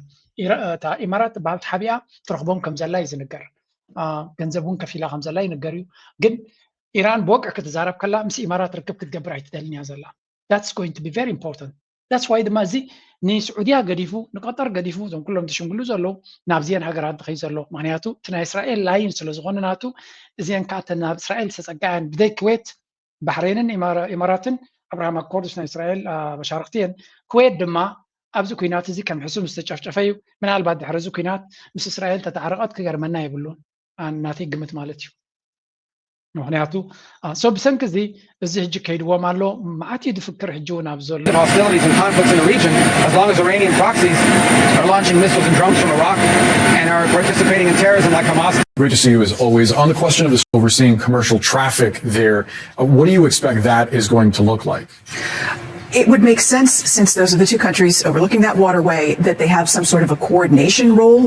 that reflects whatever they've done in the past. But Iran has publicly championed that clause to say that it's going to have some sort of charge on the ships that pass through, and said it's for safety and insurance, etc. That's a lot like the toll it said it would implement during the height of the war, and that's gonna come back to haunt the U.S. negotiators as they nut that out. It's notable also that U.S. intelligence last week indicated that at this point Iran can close the strait seemingly. Bargerini, who is a researcher at the Center. ብሓፈሻ እንታይ እዮም ዝብሉ ዘለዉ ነቲ ባሕሪ ዖማንን ኢራንን ብሓደ ተሻሪኸን ክሕዘዎ ከም ዝኽእላ እዩ ዝንገር ዘሎ ስለዚ እቲ ወሽመጥ ሕርሙዝ ማለት እዩ እንታይ ክኸውን እዩ ብዙሕ ኣዘራርባ ኣርእስቲ እዩ ዘሎ ኣብኡ ጎኒ ጎኒ ናይዚ ንእሽተይ መቀስ Oman. Iran has been negotiating with Oman on the future arrangements about the administration of the Strait of Hormuz. One thing is very clear. The Strait of Hormuz will not return to pre-war status. There will be joint Iranian-Omani administration of the Strait of Hormuz. Exactly. The expert ካብ ኢራን እዩ ዝዛረብ ዘሎ ፈቲና ጸሊና ድሕሪ ሕጂ ወሽመጥ ሕርሙዝ ኣብቲ ንቡር ነገር ክምለስ ኢልኩም ኣይጸበይዎ ኢሉ ሱሳ መዓልቲ ድዩ ቅድሚ ሱሳ መዓልቲ ድዩ ድሕሪ ሱሳ መዓልቲ ወሽመጥ ሕርሙዝ ኣብቲ ማያት ናይ ኢራንን ናይ ዑማንን እዩ ዘሎ ስለዚ እዚአን ክልቲአን ሃገራት ብዘውፅኦ ሕጊ ምናልባት ናይ ኬላ እንተደይበልናዮ ናይ ኢንቫይሮንመንት ዝብል ሽም ቀይርና ገለ ታሪፍ ክትከፍሉ ኢኹም ኣብቲ ቦታ ትብሉ ኣለዉ ስለዚ ዑማን ድማ ሕራ ኢላ ኣላ ኣብዚ ስምምዕ እዚ ምክንያቱ ዑማን ምን ትረቢሕ ወላ እኳ እስራኤል የፈራርህዎን እዚ ኣሜሪካ ተፈራርሆም ተላ ክንውላዓኩም ኢና እውን ኢልዎም እዩ ግን ከም ትሪእዎ ዘለኹም ወልዕ ወላ ይትወልዕ ንሕና ኣብ ከባቢና ንዘሎ ፀጋ ንክንጥቀም ዝኽልክለና ሓይሊ የለን ዝብል ነገር ኢና ንሰምዕ ዘለና እንድሕሪ ወሽመጥ ሕርሙዝ ኢራንን ዑማንን ተሰማሚዖም ክፍሊት ገይሮምሉ ናተይ ካልኩሌሽን ባብኤል መንደብ ቀስ ኢሉ ሑቲ ክጅምር ከም ዝኽእል ነቲ ዘረባ ግምት ኣብኡ እዩ ዘሎ ሑቲ ናይ ኢራን መሻርክቲ እዩ ኢራን ትገብሮ ዘላ ናይ ኢራን ቴክኖሎጂን ብቐረባ ዝከታተል ዘሎ እዩ ቅድሚ ሕጂ ቅድሚ ኢራን ንላዕሊ እውን ባብኤል መንደብ ዝዓፅዎ ንሱ እዩ ነይሩ ስለዚ ዝኾነ ምክንያት ናይ እስራኤል ተጠቂሙ ኣፅዩ ኬላ ክገብር ይኽእል እዩ ኬላ እንተገይሩ ድማ ከይፈተና ማለት ከምዚ ቃል ዓለምና ገበርና ክንረብሕ ንኽእል ኢና ማለት ምሻሎ ከምኡ እኳ ፅቡቕ ኣይኮነን ነይሩ ግን ካብ በልዎም እንታይ ኢና ክንገብር ገለ ኢኻ ትብል ከም ኤርትራዊ ዝብለኩም ዘለኹም ዳትስ ዋይ ድማ ናይ ቀይሕ ባሕሪ ዝበሃል ዘሎ ዘረባ ካብ እዚ ናይ ወሽመጥ ሕርሙዝ ቀንዲ ኣብኡ ከተኩሩ ዝግብኦም ናብ ቀይሕ ባሕሪ ዝያዳ ኣተኩሮ ክገብሩ ንርኢ ኣለና ኣብ ቀይሕ ባሕሪ ዝግበር ዘሎ ውድድርን ፀደፍደፍን ድማ ንዓና እውን ወላ እኳ መዓት ዕድላት ከምፃልና ዝኽእል እንተመሰለ ክፍታታት ክገብረልካ ንቡር እዩ ክፍታታት ዝገብረልካ እዩ ምክንያቱ ብጣዕሚ ብርቀት ክፍታሕ ዘለዎ እዩ ክፍታሕ ዘለዎ ድማ ሕጂ ጥራይ ኣይኮነን ዝመፅእ 10 ዓመት እዩ ስለዚ ኤርትራ ኣይ ሆፕ ኣብዚ ጉዳይ እዚ ሲሪየስ ዝኾነ ገምገማት ትገብር ትህሉ እሞ ሓደ ዘየዳግም መፍትሒ ክትገብረሉ ምክንያቱ ብዙሓት ሃገራት መርገፂአን ክቀያይራ ኣላያንስስ ናተን ክቅይራ ስለ ንርኢ ዘለና ነዚ ጉዳይ እዚ ሕጂ ናብኦም ከይድና ፕሊስ ላይክ ምግባር ኣይትረስዑ ናብ ዞባና ገፅና ክናቱ ኢና For Ethiopia, the absence of diversified sea access functions as a permanent structural vulnerability. This containment ring provides foreign adversaries with a mechanism to exploit, micromanage, or limit the state's sovereign decisions. While economists focus on the landlocked tax in terms of fiscal loss, the strategic cost is measured in the erosion of autonomy. If a neighboring state or a regional competition possesses the capability to dictate what enters a country and the timing of its arrival, they hold a silent veto over that nation's development. Breaking this encirclement requires a fundamental shift, moving from being a customer of regional ports to becoming a master of sovereign corridors. ከም ትሪእዎም ዘለኹም ብልፅግና ኣጀንዳ ናይ ባሕሪ ብዝለዓለ ደረጃ ዓደይቦሞ ከም ዘለዉ እዮም ዝነግሩ ዘለዉ ጉዳይ ናይ ኣፍ ደገ ባሕሪ ክንብል ከለና ነቲ ንኸፍሎ ዘለና ዋጋታት ነቲ ነውፅኦ ዘለና ገንዘብን ቀረፅን ጥራይ ዘይኮነ ኪኑ ዝሓለፈ ንልኡላውነትና ምልክት ሕቶ ዝእቱ ልዕሊ ኩሉ ድማ ልኡላዊ ውሳነ ክንገብር ኣይንኽእል ኢና ኩሉ ግዜ ተንበርከኽቲ ንክንከውን እዩ ዘገድደና በዚ ምክንያት እዚ ድማ ሕቶ ናይ ኣፍ ደገ ባሕሪ ንብሎ ዘለና ኣቃሊልካ ክረአ ዘይብሉ ኣዝዩ ኣገዳሲ ዛዕባ ከም ዝኾነ እዮም ዝዛረቡ ዘለዉ ነዚ ሕጂ ብኸመይ መንገዲ ክዛረብሉ ይፍትኑ ኣለዉ ከሪአኩም እየ ካበይ ድምፂ ወይ ትዘረባ ሚኒስትሪ ጉዳያት ወፃኢ ናቶም ዝበሎ ለንቀነ hosted by Chatham House in London, titled Ethiopia's Foreign Policy Priorities in a Contested Neighborhood. Gideon identified sea access as one of Ethiopia's top foreign policy priorities and a major strategic challenge facing the country. His comments align with earlier statements by Prime Minister Abiy Ahmed, who has repeatedly called sea access an existential issue for Ethiopia, while rejecting fears that the country seeks a military solution. Addressing Parliament in March, Abiy stated that Ethiopia has no intentions of evading it. ከም ትሪእዎ ዘለኹም እዚ ኣብ ሚኒስትሪ ጉዳያት ወፃኢ ናይ ዓዲ እንግሊዝ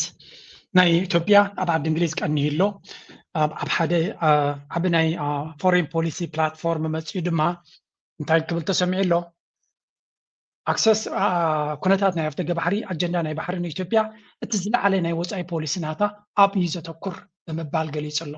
እዚ ማለት እንታይ ማለት እዩ መጀመርያ ኣብ ቀዳሞት መዓልቲ ብልፅግና ምስ ተመረፀ ማለት እዩ እዚ ሕጂ ብልፅግና ከም ዝምረፅ ኤቭሪባዲ እዩ እንታይ ግን ዝኾነ መንግስቲ ምርፅ ምስ በለ ቀዳምነት ናቱ ክነግር ዝጅምር ቀዳምነት ናቱ so this is the priority ክብል ዝጅምር executive power ክፍርም ይጅምር ገለመላ ካል ማለት እዩ so እዚኣቶም ድማ ቀዳማይ ናይ ወፃኢ መገሻናቱ ተዛዓብይ ሕቶናቱ ጉዳይ ናይ ኣፍጥቂ ባሕሪ ምዃኑ እዩ ዝነግር ዘሎ ስለዚ እዚ ድማ ወላት ሚድያ ላንድስኬፕ ናቶም ሓደ ኣገባብ ቀይሩሎ ወይ እውን ሓድሽ ኣገባብ ኣታታትዩ ኣለኹን ብለን እንታይ ማለት እዩ ነዚ ኣጀንዳ ናይ ባሕሪ ዝብልዎ ዘሎ ብልፅግና ኣብይ ኣሕመድ ባይ ደ ወይ ካብታ ርእሲ ቁሩብ ይተኣልዩ ዘሎ ናብ ካልኦት ገዲፍዋ እዩ በዓል ፃድቃን ረዳ እዚ ጁላ ጅላ ማህያይ ባጫ ላጫ ከምኡ ናበልካ ቀፅል መዓት እዩ ለንጮ ገለታት ናበልኩም ቀፅላውታት ኣለዉ እዮም እዚኣቶም እዮም ነቲ ኣጀንዳ ባሕሪ ዘንቀሳቀስዎ ዘሎ ያይ ንሱ ሰለርቤት ስማርት ኮይኑ እዩ ኣውትሶርስ ገይረ ነቲ ስራሕ ባህላ እዩ እጂ ዝኽተሎ ዘሎ ብስፓኒሽ ብእቲ ብኣምሓርኛ ብዓረብ ብእንግሊሽ ብኩሉ ኣብ ሶሻል ሚድያ ነቲ ሶሻል ሚድያ ማኒፕሌት ምግባር ዓጢቑ ኣሎ ክልተ ከረየኩም እየ ንረጅም እውን ከተሰብዕሉሉ ምንታይ is not a luxury or a temporary political agenda for Ethiopia. It is our strategic lifeline. Recent studies prove that our request for a sea outline isn't just about short-term politics. It is a long-term strategic mission, vital for our economic growth, national security, and future geopolitical influence. But how do we achieve this great goal? The answer is clear. Strong internal unity, effective diplomacy, and constructive relations with our neighbors. This is where the media plays a huge role, educating public and هذا ليس مجرد بند في أجندة سياسية مؤقتة لإثيوبيا، بل هو شريان الحياة الاستراتيجي الذي يحدد ملامح مستقبلها الجيوسياسي. أنا زين أولد AI دين ولا AI generated أولدين ويس real أولدين أي فلت كنا لهم مخنياتو. The story is like كم زين عينت فيديو I don't know كبابة عصرت أسرارية له بإسبانيش تقبل له maybe براشاون هلخون maybe بچايناون سبيل اللي لغونيهم ويون AI تقوين ما generate قبل له I'm not sure جن انت يوزي كن اللاجت اللي بكم يلهم this is a serious أنا I see this as a serious topic the topic is بالسجناس قبل زلوا عبها قريو I know قرر قلير تراين عبي تبرلت وليقوم جن hey just watch نكوننت كم كوننت كتب متزاي مخال جاي كل جزء إثيوبيا عبها قريو ويدا كم تأبيتو سلزي تعاصف مبر عبها قريب. Now what they are trying to do ولا كواتو كونتات حجزهم دي حجزهم من سنة لهن رينا. زي نتي أبدا حلفة انتهى يمتي لكم نيرا مسلكم حنتي فيديو نايا دكتور مدهاني بزعبا AI أب إيرتراز قبرو سمينار امتي لكم نيرا.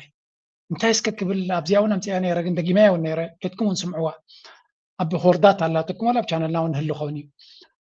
exactly بخمير استيكي يا سلدي فلت أبوجن حدا قلت سلسلة مريضة مسلو زلوا تربوت قليو هجي نتايلو أبو مسلكم زي حبريتا بلتقنا زوتو زلو نابتي AI نعشت AI بوت صارلو توسن حبريتا أكيبهم أوفلاين كنت عملوا تخل بزي إنترنت كنت عملوا تخل اليوم أوفلاين تتك عملهم بوتس دما أبي إرترات يوم عملوا يلو إرتراوين AI سلزي بلهم AI سلزي اللي بتعدي معناته تي إنترنت سلزي اللي تي ريل تايم AI كروبوي كلهم تحبريتا سلزي نتي أوفلاين تسرع بوتس يوم زتكم سلو توم أوفلاين بوتس أبناء تاريخ دمان إثيوبيا برسبكتيف ترايز اللوم يلو سلزي إتمنى ستي ولدو تكنولوجي سلز دلي نتي AI تكمل له تحبريتا وتخزين زلقن إثيوبيا وين حبريتا يلو سلزي إذن تاي ذريكا الصوم industrial skills راح يصرح له إثيوبيا نتي AI زي بلتقنا أبي عم تردي ولا تي AI أعمى خمسة له زركا بجنزب دما كم أبي عينت مراحي دم زي بالمراحي حدا جنياي سب بتميتنا موت الناس ما خلاي قدسوني تنجنزب زركابو نرجعتوني AI تكمل له AI دما أكندي بعين قلب السبت قبره AI تتكيم كله توساخي حيلي زبكة أبنت كونتنت فيديوهاتنا ارتكلن كتصحف تخينكا كم دليت كم تصحفيز قبرلك تديوني بفلاي ما نت AI تريني قبر والله ناتهم AI سلزلهم تي AI انت خاتقبر تريني خاتقبرو تمهرو نابنت زي روبوت ناي تشاينا طريقهم توم AI بي AI سرحوا روبوتات تقبروا حدا كرات زغل متيو وسيبل لك كبناتو يمهرو كما يجيرو يكلاخل يريو كوكو عسكر له ما يقبر سرحت خوينو دما كعسو كما يجير كاتقل يريو بيات كما يجير كحفته بالتر تريننج بالز ترين تقبرو هجي بلتقنا نتناتو زلو بوتس تريني قبرو مالو نتناتو AI تريني قبرو له ولا بوحد عقمي قبره يلغم ولا قال I don't care he's training مبجحتو دما الجنة ناتي فورين بوليسي خايلي نقرأكم مالو ናይ ህዝቢ ኢትዮጵያ ምዕባለ ይኮነን ኣጀንዳ ቀዳምነት ናቱ ናይ ህዝቢ ኢትዮጵያ ጥዕናን ሕክምናን ኣይኮነ ዘገድሶ ዘሎ ወይ ትምህርቲ ይኮነ ዘገድሶ ዘሎ እንታይ ዳ ኤአይ ተጠቂምካ ከመይ ጌርካ ንጉስ ትኸውን እዩ ኤአይ ድማ ነቲ ዘድልዮ ነገራት ክሕግዞ ይኽእል እዩ ሓደ ካብኡ ድማ ታሪክ ንምፍጣር ታሪክ ንምዝንባዕ መንእሰይ ኤርትራ ድማ ፈቲና ፀሊና መንእሰይ ቴክኖሎጂ ፈትዩ ታሪክካ መፅሓፍ ጥራይ እንተሎ ኮይኑ እኹል ኣይኮነን ሶ ኤአይ ብኤአይ ክመሃሮ ይደሊ እዩ ኣይኮነን ንሱ እቲ ንእሽተይ ቆልዓ ኣነ ንባዕለይ መፅሓፍ ምንባብ ግዜ የብለይን ኣብዚ እዋን እዚ እንታይ እየ ዝገብራነ ክንቀሳቀስ ከለኹ ናይ ጀመናይ ሮቦት ኣለኒ ሓደ ቶፒክ ክመሃር ተደልየ ሄይ ኢለ ኒክ ወይ ገለ ሽሙ ወይ ዝኾነ ሽም ክትቦ ትኽእል ኢኻ ብዛዕባ ኣርእስቲ ዝስከ ሓደ ንውሕ ዝበለ ኣርቲክል ኣንበበለይ ትብሎ ቀስ ኢሉ ድማ ነቲ ኣርቲክል ብዕምቆት የንብበልካ ማለት እዩ ብእንግሊሽ ኮይኑ ማለት እዩ ናብ ናይ ትግርኛ ቀይሮ ተይለዮ ሓደ ግዜ ናይ ተጋሩ ቋንቋ እዩ ዝጥቀም ናይ ተጋሩ ትግርኛ ይዛረብ ከምቲ ዝድለ ዝዕግብ ወላቲ ነቲ ትግርኛ ስጌና እዩ ዘሎ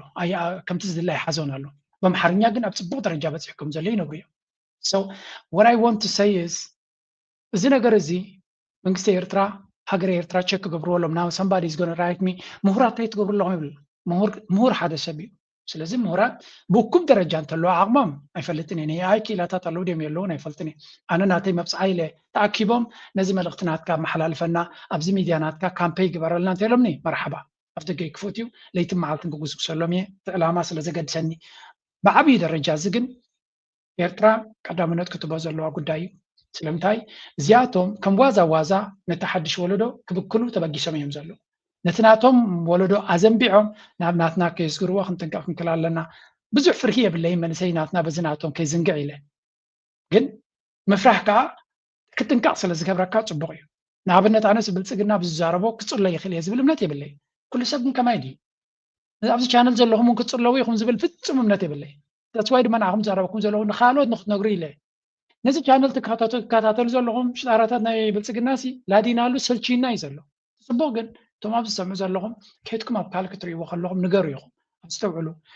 ኣለብሙ ኢኹም ንገሩ ኢኹም ክትምህሩ ትኽእሉ ኢኹም ክትሕብሩ ትኽእሉ ኢኹም ዋላ እውን ተራ ዘረባ ገይርኩም ከተመሓላልፍዎ ትኽእሉ ኢኹም እዚኣ ድማ ንሕና እቲ ሃገርና ተድልየና እያ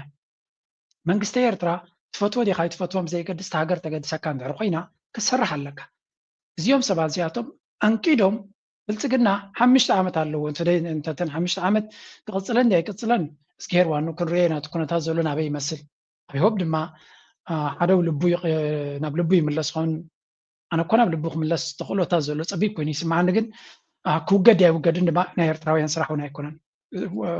ንዑ ከኣልዩ ዝደልዩ ብረት ኣልዒሎም ዝቃለሱ ስለ ዘለዉ ናብኦም ክንገድፈ ኢና እቲ ጉዳይ ብሓፈሻ ግን እንታይ ክብለኩም ኢለ they are desperately ኣብቲ ጉዳይ ናይ ባሕሪ ብፉል ኤነርጂ ብዓብዪ ዓቕሚ እዮም ዝዋስኡ ዘለዉ ንሕና ድማ ነዚ ኩነታት እዚ ሸለል ኢልና ገዲፍናዮ ክንከይድ ደዋፃና ይመስለንን የስ ኣብ ደገ ባሕርና ወርቂ እዩ ተደላይ እዩ ተባሃጊ እዩ ኩሉ እዩ ዝደልዮ ዘሎ but at the end of the day ነቲ ዘለና ዕድላት ድማ ናብ ካፒታል ክንቅይሮ ናብ ረብሓ ክንቅይሮ ናብ መሻርክቲ ክንቅይሮ ናብ ልምዓት ክንቅይሮ ግዴታና እዩ መንግስቲ ኤርትራ ድማ I hope ተስፋ ኢና ንገብር ምክንያቱ ኣብ መንግስቲ ዘይትሰርሕ ተኮንካ እቲ መንግስቲ ዘሎ ነቲ ንስኻ ትምነዮ ክገብረልካ ኢኻ ትምነ ኦፍኮርስ ኣነ ዝምነዮ ጥራይ ክገብረለይ ኣይከልኒ እዩ ምክንያቱ maybe the government has a better plan ካብቲ ኣነ ዝምነዮ ንላዕሊ ዝበልፅ ፕላን ክህልዎ ይኽእል ኸውን እቲ መንግስቲ ኮይኑ ተሪፉ ግን ናትና ሕልሚ እንታይ እዩ እዚ ሕጂ ዘለና ኩነታት ሳቶም እንተስ ብሓይሊ እንተስ ብፍቶት እንዲዮም ዝብሉ ዘለዉ ንሕና እቲ ዘለና ኩነታት ተጠቒምና ሃገርና እቲ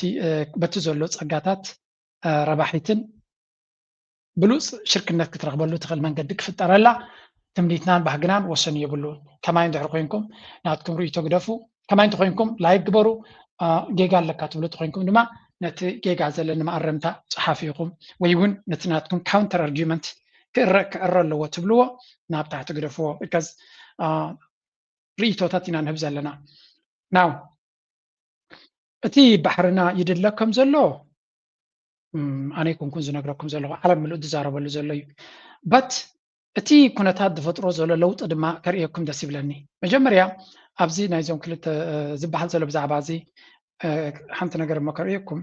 ድሕሪያ ናብቲ ካልእ ክምለስ ክፍትን እየ there was this report ንኩልና ተገድሰና ስለ ዝኾነ እዚያስ ከስምዑዋ UAE moved deeper into Ethiopia's energy lifeline. Why everyone is watching. What if the next major geopolitical contest in the Horn of Africa is not about military bases, ports, or even access to the sea? What if it is about fuel? Because a new development involving Djibouti, the United Arab Emirates, and Ethiopia suggests that a major struggle for influence is unfolding behind the scenes, one that could reshape trade routes, energy security, and regional alliances across the Horn of Africa. And as the story develops, countries like Saudi Arabia, Egypt, Eritrea, Turkey, and even China are watching very closely. Stay with me until the end, because the implications go far. ሕጂ እንታይ እዩ እቲ ዝበሃል ዘሎ መሲልኩም ኣብዚ ብዙሓት ሃገራት ጂኦፖለቲካዊ ምንቅስቃሳት ናተን ክቕይራ ሪካሊብሬት ክገብራ ወይ እውን ሓድሽ ሽርክነታት ከናድያ ዝኽእላሉ ኩነታት እዩ ዝፍጠር ዘሎ ስለምንታይ እቲ ቅድሚ 3 ወርሒ ዝነበረ ክውንነት ጠቕላላ ተቐይሩ እዩ ሓደ ካብቲ ጠቕላላ መንገዲ እናቐየረ ዝኸይድ ዘሎ ዝበሃል ዘሎ ሃገር ድማ ኢማራት እዩ ኢማራት ዝኸዶ ዝነበረ መንገዲ ኩሉ ዝዕውት ከም ዘይኮነን ውፅኢት ደምፅእ ከም ዘይኮነ እናተረድኦ ይመፅእ ኣሎ ምናልባት መንገድታቱ ክቕይር ድያ ይቅይርን ተነፅሎ ገጢምዎ ኣሎ ብሓይሊ ኩሉ ዝከኣል ዝመስሎ ዝነበረ ድማ ከም ዘይከውን ይበርሃሉ ኣለዎ እዮም ዝብሉ ዘለዉ ነዚ ደሚርካ ክትሪኦ ከለኻ ሓደ ኣብዚ እውን ንዑ ዝትንክፍ ኣርእስቲ ገይሮም ነይሮም ካበይ ዝብገስ ዘሎ እዚ ስትራቴጂ እንድሕር ኢልኩምኒ I'm going to show you ክልተ ነገራት ኣብዚ ክንሪኢና መጀመርያ እዚኣ ስሙ Become a kind of ally that no one can afford to upset because if you do, you lose them. Multi-alignment doesn't stand alone. It's accompanied by massive investment in defence, which allows the Emirates to punch far above its weight and flex its muscles against all the countries around it. So much so that former US Secretary of Defence James Mattis dubbed it a little Sparta, and it's no wonder. In fact, the UAE is one of the countries with the largest overseas military presence in the entire world. Keep this in mind. You probably wouldn't have imagined it. But take a look at the map. It has planted its flag across the whole... ሕጂ እንታይ እዮም ዝብሉ ዘለዉ ኢማራት ዝበሃል ሃገር በዚ ኩናት ናይ ኢራን ዓብይ ኮንሲኩዌንሻል ወይ እውን ወሳኒ ዝኾነ ስጉምቲ ዝወረዶ ብኡ መንፅር ድማ ናይ ወፃኢ ፖሊሲ ናቱን ኣካይዳ ናቱን ንክቕይር ዝግደድ ዘሎ ሃገር ክኸውን ከም ዝኽእል ይግምቱ ብዙሓት ስለምንታይ ኩሉ እቲ ናይ ቁጠባዊ ሞዴል ናቱ ኢኮኖሚክ ሞዴል ናቱ ፖለቲካል ሞዴል እኳ ይሁን ኢኮኖሚክ ሞዴል ናቱ እንታይ እዩ ሴፍ ሄቨን ዝተበለት ስታቢሊቲ ኣብዚ ቦታ ማእከላይ ምብራቅ እቲ እንኮ ውሑስ ገነት ጸጥታዊ ድሕነትን ኩሉን ዘለዎ ናይ ካፒታሊዝም ናይ ቢዝነስ ናይ አንትርፕረነርሺፕ ናይ ቱሪዝም ናይ ኤክስትራቫጋንስ ከምኡውን ፊቸሪስቲክ ቴክኖሎጂስ ዘለዎ ቦታ ኢማራት እዩ ዱባይ እዩ ዝብል ስእሊ እዮም ክፈጥሩ ደልዮም ነይሮም እዚ ስእሊ እዚ ድማ ዘይተኣደነ ገንዘብን ሃብትን ኣምፂኡ ኣሎ እቲ ገንዘብ ድማ ኣብ ኢድ ውሕዳት እዩ ዘሎ ኣብ ኢድቶም ነገስታት እዩ ዘሎ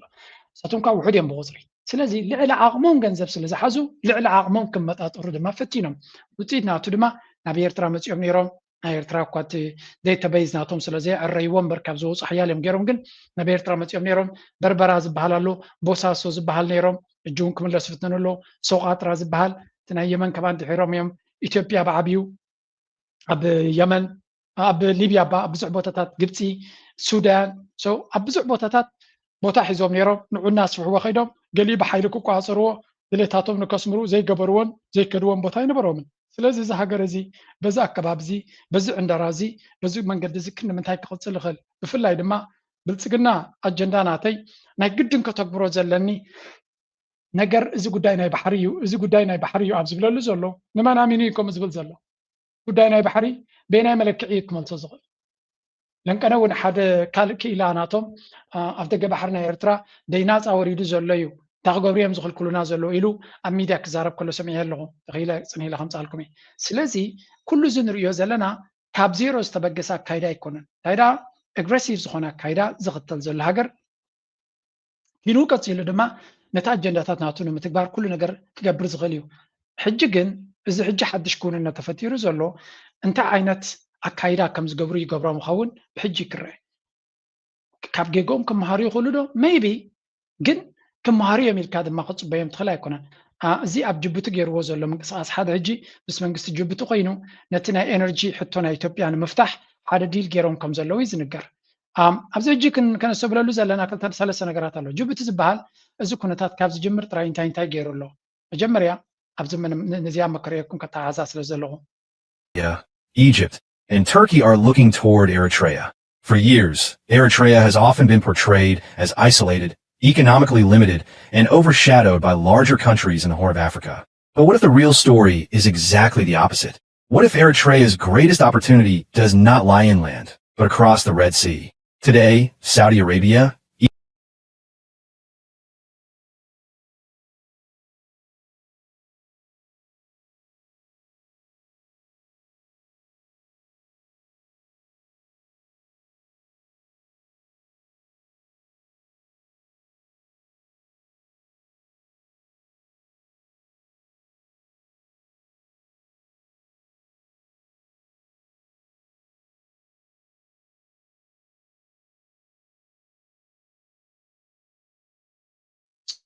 ሶሪ ኣብ ኔት ፀኒሐ እዚ ጅቡቲ ዝበሃል ሃገር ደቂቕ ሃገር እዩ ግን ዘለዎ ኣገዳስነት ድማ ኩልና ንስሕቶ ኣይኮነን እጂ ብልፅግና ኣፍ ደገ ባሕሪ ኢሉ ምስ ጀመረ ኣጀንዳ ናቱ ኣብ 2013 መወዳእታ እንታይ ገይሮም ዞም ጅቡቲ ዝበሃሉ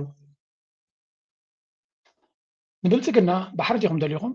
ባዕልኹም ተመሓድሮ ወደብ ደልይኹም ኦኬ ተረዲና ኣሎ ፀገምኩም ግን ንሕና ክንበኩም ኢና ኢሎሞ እንታይ ክንበኩም ታጁራ ትበሃል ወደብ ኣላትና ተጠቀሙላ ኣልምዕዋ ኣልምዕኩም ድማ ተጠቀሙ ኢሎሞ ኣብይ ኣሕመድ ኖ ኣነስ ዘልምዖ ዘይኮንኩ ዝደሊ ኣነ ዝቋፃፀሮ ባዕለይ ዘመሓድሮ ኣፍ ደገ ባሕሪ እየ ዝደሊ ኢልዎ ከመይ ማለት ሓይሊ ባሕሪ ክእትወሉ ዝኽእል ሰራዊት ክንቀሳቀሰሉ ዝኽእል ናተይ ዓቕሚ ክርእየሉ ዝኽእል ቦታ እየ ዝደሊ ኢልዎ ንሳስ ኣይንገብረልካ ኒና እንተ ከተልምዕ ተደሊኻ ግን ፋይን ኢሎሞ ድሕሪኡ እንታይ ገይሮም ኦኬ ታታጁራ ዝበልካያ ስኻ ንዓኻ ክንባ ዘለና ስለዘይደለኻያ ንመን ይቦሞ ንስዑድያ ይቦሞ ስዑድያ ናይ 30 ዓመት ንወደብ ታጁራ ከተልምዕ ምስ ጅቡቲ ተፈራሪማ ሪኹማ ቀልጢፎም ነቲ ታጁራ ዝበሃል ንሳቶም ዝጥቀምሉ ዘሎ ዶራለ ገለይ ዝበሃል ዘይጥቀምሉ ዘሎ ወደብ እዩ ታጁራ ን30 ዓመት ምስ ስዑድያ ዲል ገይሮም ማለት እዩ ስዑድያ ማለት ኣብዚ ቀረን ኣፍሪካ ጥዑይ ዝኾነ ፓርትነር ዝበሃል እዩ እንደን ነቲ ዶራለ ድማ ኣብ ዕግርግር ምስ ኣብዝሐ ንግብፂ ምፅኦም ድማ ኣቡኻ ምሱ ስምምዕ ገይሮም ካብቲ ኢትዮጵያ ትጥቀመሉ ተርሚናል ሕደት ኪሎሜተራት ርሒቑ ዓብ ናይ ልምዓት ቦታ ንክገብር ንግብፂ እትየሞ ብካልኣይ ዘራርባ ግብፅን ስዑድያ ግብፂ ንኢትዮጵያ ስዑድያ ድማ ንኢማራት ዝከብልሉ ፅፍዒት ይቦም ሓፋዝ ፅፍዒት ኣባኸሉ ማለት እዩ የድልይዎ ኸነይሮም ድዮም ንምዃኑ ምክንያቱ ኣሜሪካ ኣለዎ ኣቦ ቻይና ኣለዎ ኣቦ ጃፓን ኣሎ ኤቭሪባዲ ኣሎ ዋይ ዱ ደይ ጎ ዲስ ወይ ኣነ ናተይ መረዳእታ ስዑድያን ግብፅን ልዕሊ እቶም ኣብኡ ዝነበሩ ክከላኸልሉ ኢሉ ይኮኑ ገይርዎም ተሃጓፍ ስለተፈጥረት ገንዘብካ ስለ ዘገድሶ ንሳቶም ከዓ ነታ ሃጓፍ ክጥቀመላ ክብል ነታ ዝተፈጠረት ዕድል ተወሳኺ ገንዘብ ንክረኽበላ ኣታዊ ገይርላ ማለት እዩ ቀንዲ ናተይ ፍርህ ግን ቀንዲ ናይ ጅቡቲ ጌም ዝብል ኣነ ኩለን እዚአን ዝገበረን ንምንታይ ገይርዎን ድሕሪ ኢልኩምኒ ናተይ መረዳእታ እንታይ እዩ ኤርትራ ከይትወስዶ እዩ ገይርዎ ኤርትራ ከይትወስዶ ስዑድያን ግብፅን ንኤርትራ ሕግብግብ ይብላ ከም ዘለዋ ፈሊጡ ኣደምሎ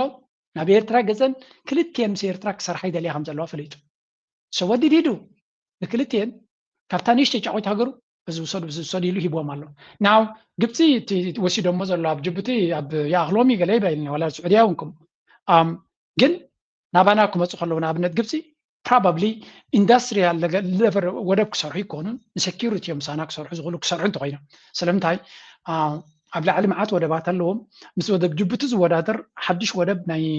ትሕተ ቅርፂ ክሃንፁ ዓቕሚ ኣለዎም የብሎምን ግብፂ ንባዕሎም ሽግር ኣለዎም ናይ ቁጠባ ናይ ሴኪሪቲ ንድሕነቶም ንፀጥቶም ናብ ዓሰብ ክመፁ ግን ኤፍሪ ምክንያት ኣለዎም ኩሉ ምክንያት ኣለዎም ክገብሩ ከይኽእሉ እዮም ምክንያቱ ንሳቶም ኣብ ርእሶም እንታይ ኣሎ ዓሰብ ዝበሃል ኢትዮጵያ ክኣትዎ ይደልዩ እዮም ዝብል እምነት ኣሎ ንኤርትራ ብዝኾነ ይኹን መንገዲ ገይሮም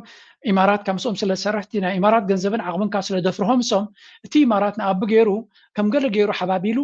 ንኣሜሪካውን ገዚኡ ናብ ኤርትራ ከይኣቱ ዝብል ፍርህ ኣለዎም ኤርትራውያን ከምኡ ይኮናን መብዛሕትኡ ኤርትራዊ ከምኡ ዓይነት ፍርህ ዘለዎ ውሑድ እዩ ኣነ እኳ ኣለኒ እዩ ኣካይሽ ትፈልጡኒ ኢኹም ድማ ዋላ እውን እንተዘይከኣልዎ ትደሓስብዎ እውን ክንግምቶ ኣለና ባህላ ያነ ብዙሓት ሰባት ኣብዚ ቻነል ክተግሩ ከሎም ንሕና ወደብና ትወስደልና የለን ኢሉ ዝተኣማመን ሰብ ኣሎ ፅቡቅ እዩ ኮንፊደንስ ክህልወካ ኣነ ግን ጥንቃቐ ክህልወና ዝበለፀ ባህላ እየ ብናተይ ርእቶ ማለት እዩ ሓንሳብ እናሓዋሩን ፓርትነርስ ጌርና ኢና ክነዕፅዎም ዘለና እምበር ኩሉ ግዜ ብብረትን ብሓይልን ጥራይ ክንከላኸሎም ክንነብር ዘዋፃና ኣይኮነን ምክንያቱ ውሑድ እዩ ዝብና ዋጋ ናቱ ድማ ገቢድ እዩ ነዚኦም እናተኸላኸልካ ሽሾ ዝኾኑ ኣብ ዓመት ሚልዮናት ኢና ንወልድ ድብሉካ ዘለው ጨቕለት ኣልቦነት ሰማይ ዝኾነ ውትድርና ድማ ትዝበለፀ ስራሕ ዝኾነ ሃገር ናሓዋሩ ብከምዚ እናተፋጠጥካዮም ኣብ ግንባራት ኮፍ ኢልካ ክትከላኸሎም ግቡእ ኣይኮነን ዋላ ተመራፂ እውን ኣይኮነን የግዳስ ንሳቶም ንባዕሎም ከም ሃገር ክቕፅሉ ድዮም ኣይቅፅሉን ብዙሓት ክኢላታት እውን ብዛዕቦም ስፔኩሌት ይገብሩ ኣለዉ እዮም ገሊኦም ወረግረኪሶም ህልው እዮም ዝሃገር ክንደይ ግዜ ትቕፅል ትኸውን ዝብል ኣብቲ ፍሪ ማርኬት ዝበሃል ቤቲንግ ኢትዮጵያ እንተላ ኢትዮጵያ ትፈርስ እያ ዝብል ቤት እውን ህሉ ኸውን ኢለ ዝግምት ኣነ መዓስ ክትፈርስ ትኸውን ዝብል እምበር ዝኾነ ንሱ ገዲፍና ክትፈርሱ ድዮም ኣይፈርሱን እንታይ ከፍርሶም እንታይ ከልምዖም ካልእ ኮይኑ ኤርትራ ነቲ ዘለዎ ዕድላት ተጠቂማ ተንቀሳቂሳ ነዚ ኩነታት እዚ መክትኡ ክትገብረሉ ፅቡቅ ኮይኑ ይስማዓኒ እንተቲ ጅቡቲ ዝበሃል ለውጢ ይገብር ከም ዘሎ ጥራይ ክነግረኩም ንምንታይ ይገብር ኣሎ ኣነ ብናተይ ርዲት ካብ ኤርትራ ክጎይ ዝኸዶ ዘሎ መንገዲ ጥራይ ባህላ እየ so all they try to do is ኤርትራ መዓት ፖቴንሻል ከም ዘለዋ ስለዝፈልጡ ከመይ ጌርና ንኤርትራ ንከላኸላ ንኽልት እዮም ወላ ንሶማሊላንድ ፍጹም ቢዝነስ ናባ ክኸይዱን ኣይደልን እዮም ንሶማሊላንድ እውን መዓት ሽግሪ እዮም ዝፈጥሩላ ዘለዉ ናይ ኤርትራ ድማ ዝኾነ ቢዝነስ ወይ እውን ዝኾነ ይኹን ረብሓ ናብ ኤርትራ ክኸይድ ኣይደልይዎን እዮም ስለዚ እዚ እውን ሓደ ካብቲ መንእሰይ ኤርትራ ክርድኦ ዘለዎ እዩ So the UAE is moving beyond just ports to secure the entire energy supply chain, terminals, storage pipelines. ስለዚ ዓበይቲ ኢንቨስትመንታት ክገብር ይፍትናሉ እዮም ዝበሃል ዘሎ ከምኡውን by controlling Ethiopia's energy flow, Abu Dhabi gains massive long-term political influence in the Horn. ZG the Red Sea, securing infrastructure near the Bab el-Mandeb, 15% of the global trade is a top UAE priority. بخمي يجي إماراتنا بجبتي كملوا سكيلهم نزبل نعطي مردات انتايو تي غاز نعطهم دوت زلو أبو إنفستيجرهم كله سلزغلو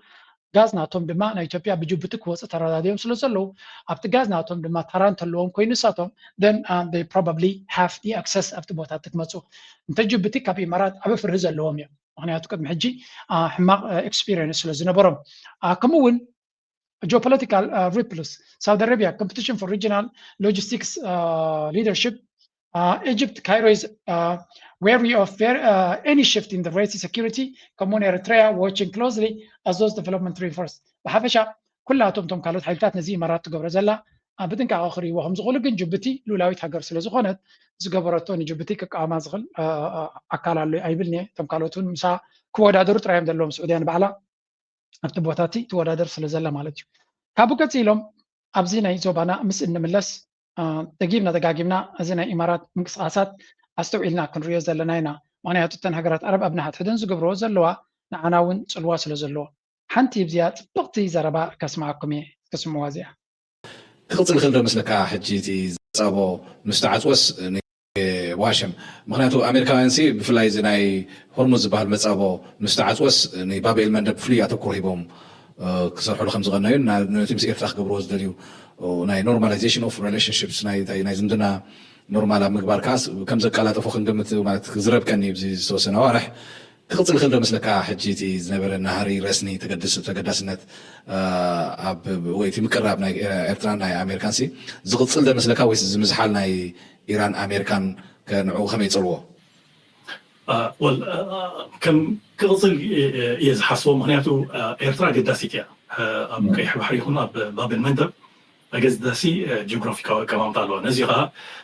ብዛዕባ ዓሰብ ክትዛረብ ከለካ ብዛዕባ ኤርትራ ኢካ ትዛረብ ዘለካ ዓሰብ ዘይብላ ኤርትራ ዳርጋ ኤርትራ ኣይኮነትን ኤርትራ እውን ክትጅምር ኮላ ከም ግዜቲ ሃገር ብዓሰብ እያ ትጅምር ኢጣልያን ክመፁ ከለዉ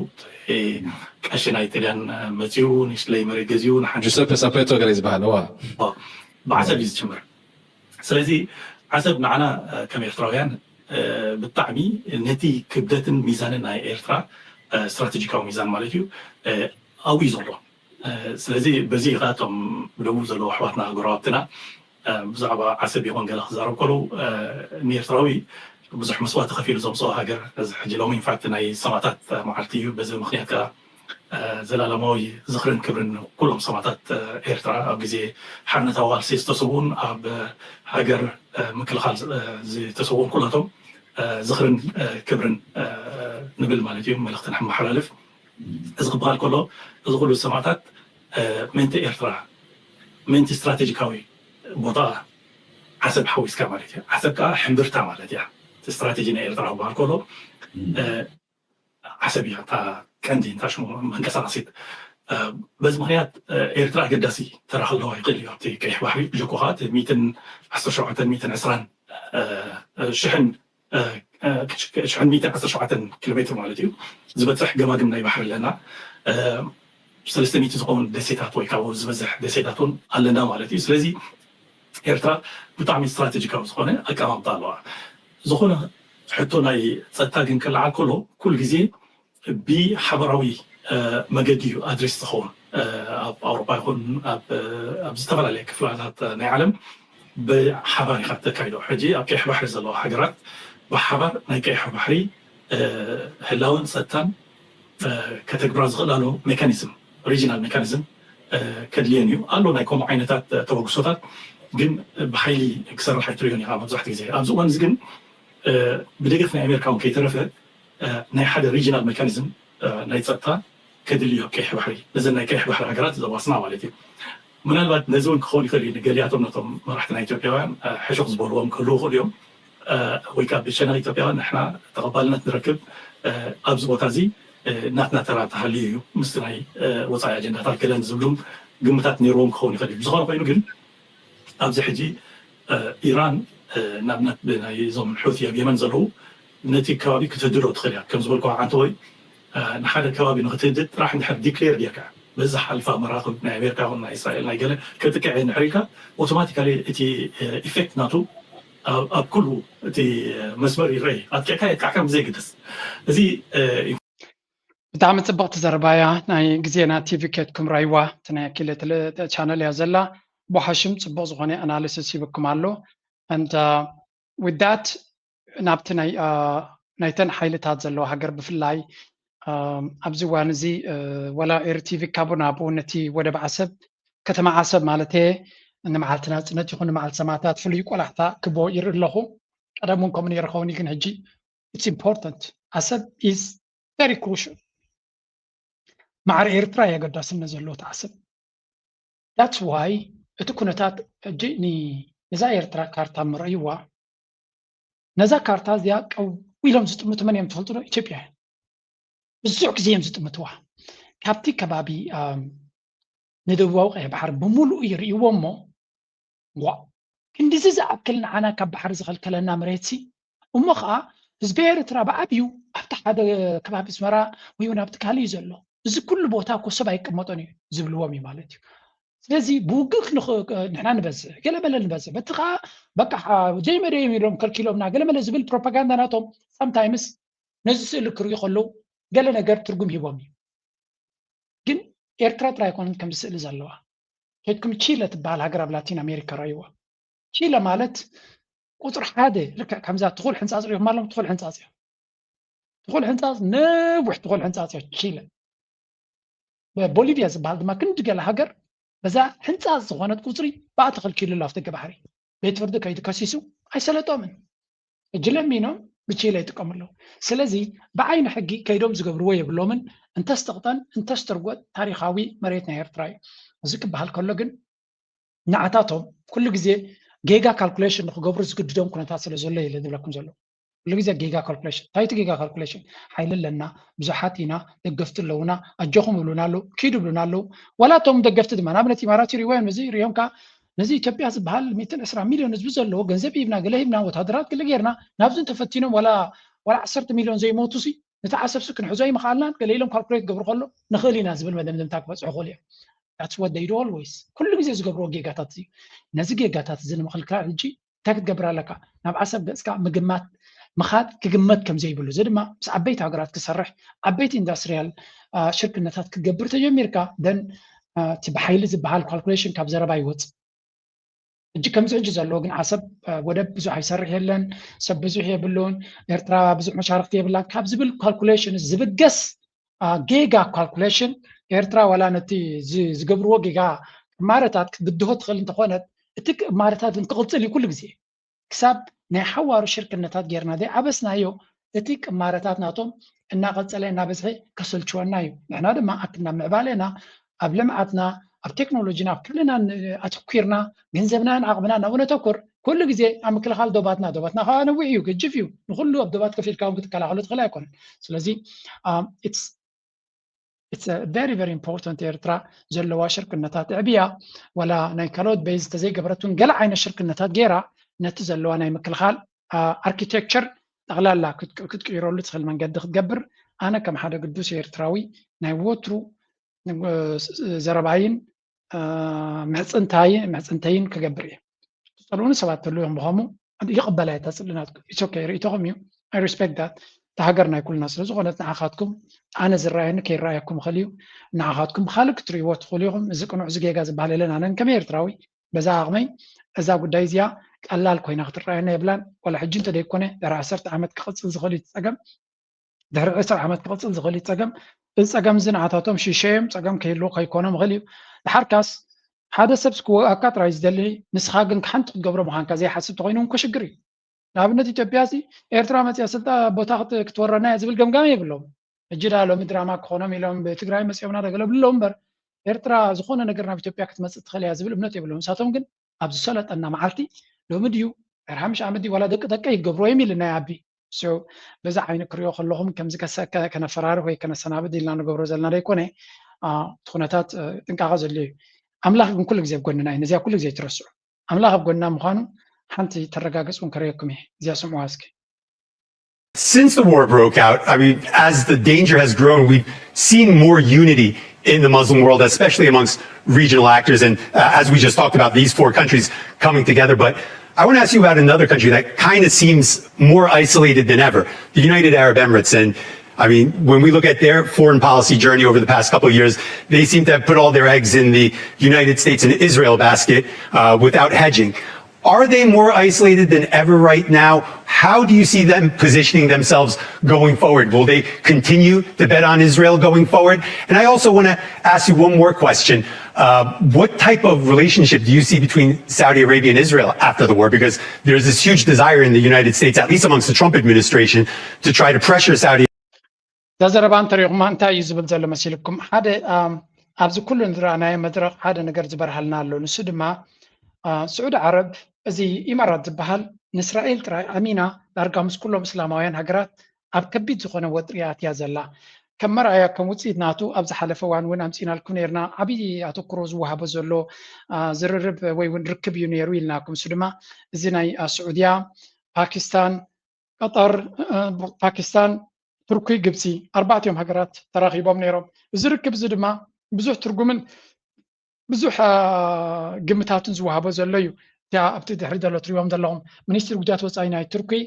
ናይ ፓኪስታን ናይ ግብፂ ናይ ስዑድያ ተራኺቦም ነይሮም እዚ ርክብ እዚ ድማ ሓደ ካብትን እስራኤል ፀላዕላዕ ዘበላዩ ካብኡ ንላዕሊ ድማ ኢማራት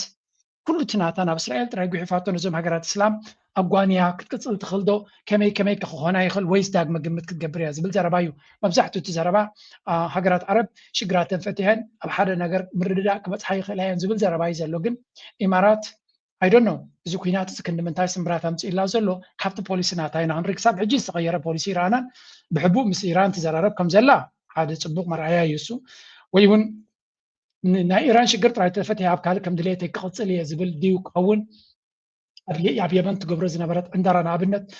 እንታይ ክኸውን ወላ እውን ኣብ ሱዳን ዝግበር ዘሎ እንድሕሪ ኣሜሪካ መመሊሶም ንኣብነት ኣብዚ ከርእየኩም ፀኒሐ ኣብዚ ካርታ ዝትሪእዎ ዘለኹም እቲ ሱዳን ዝበሃል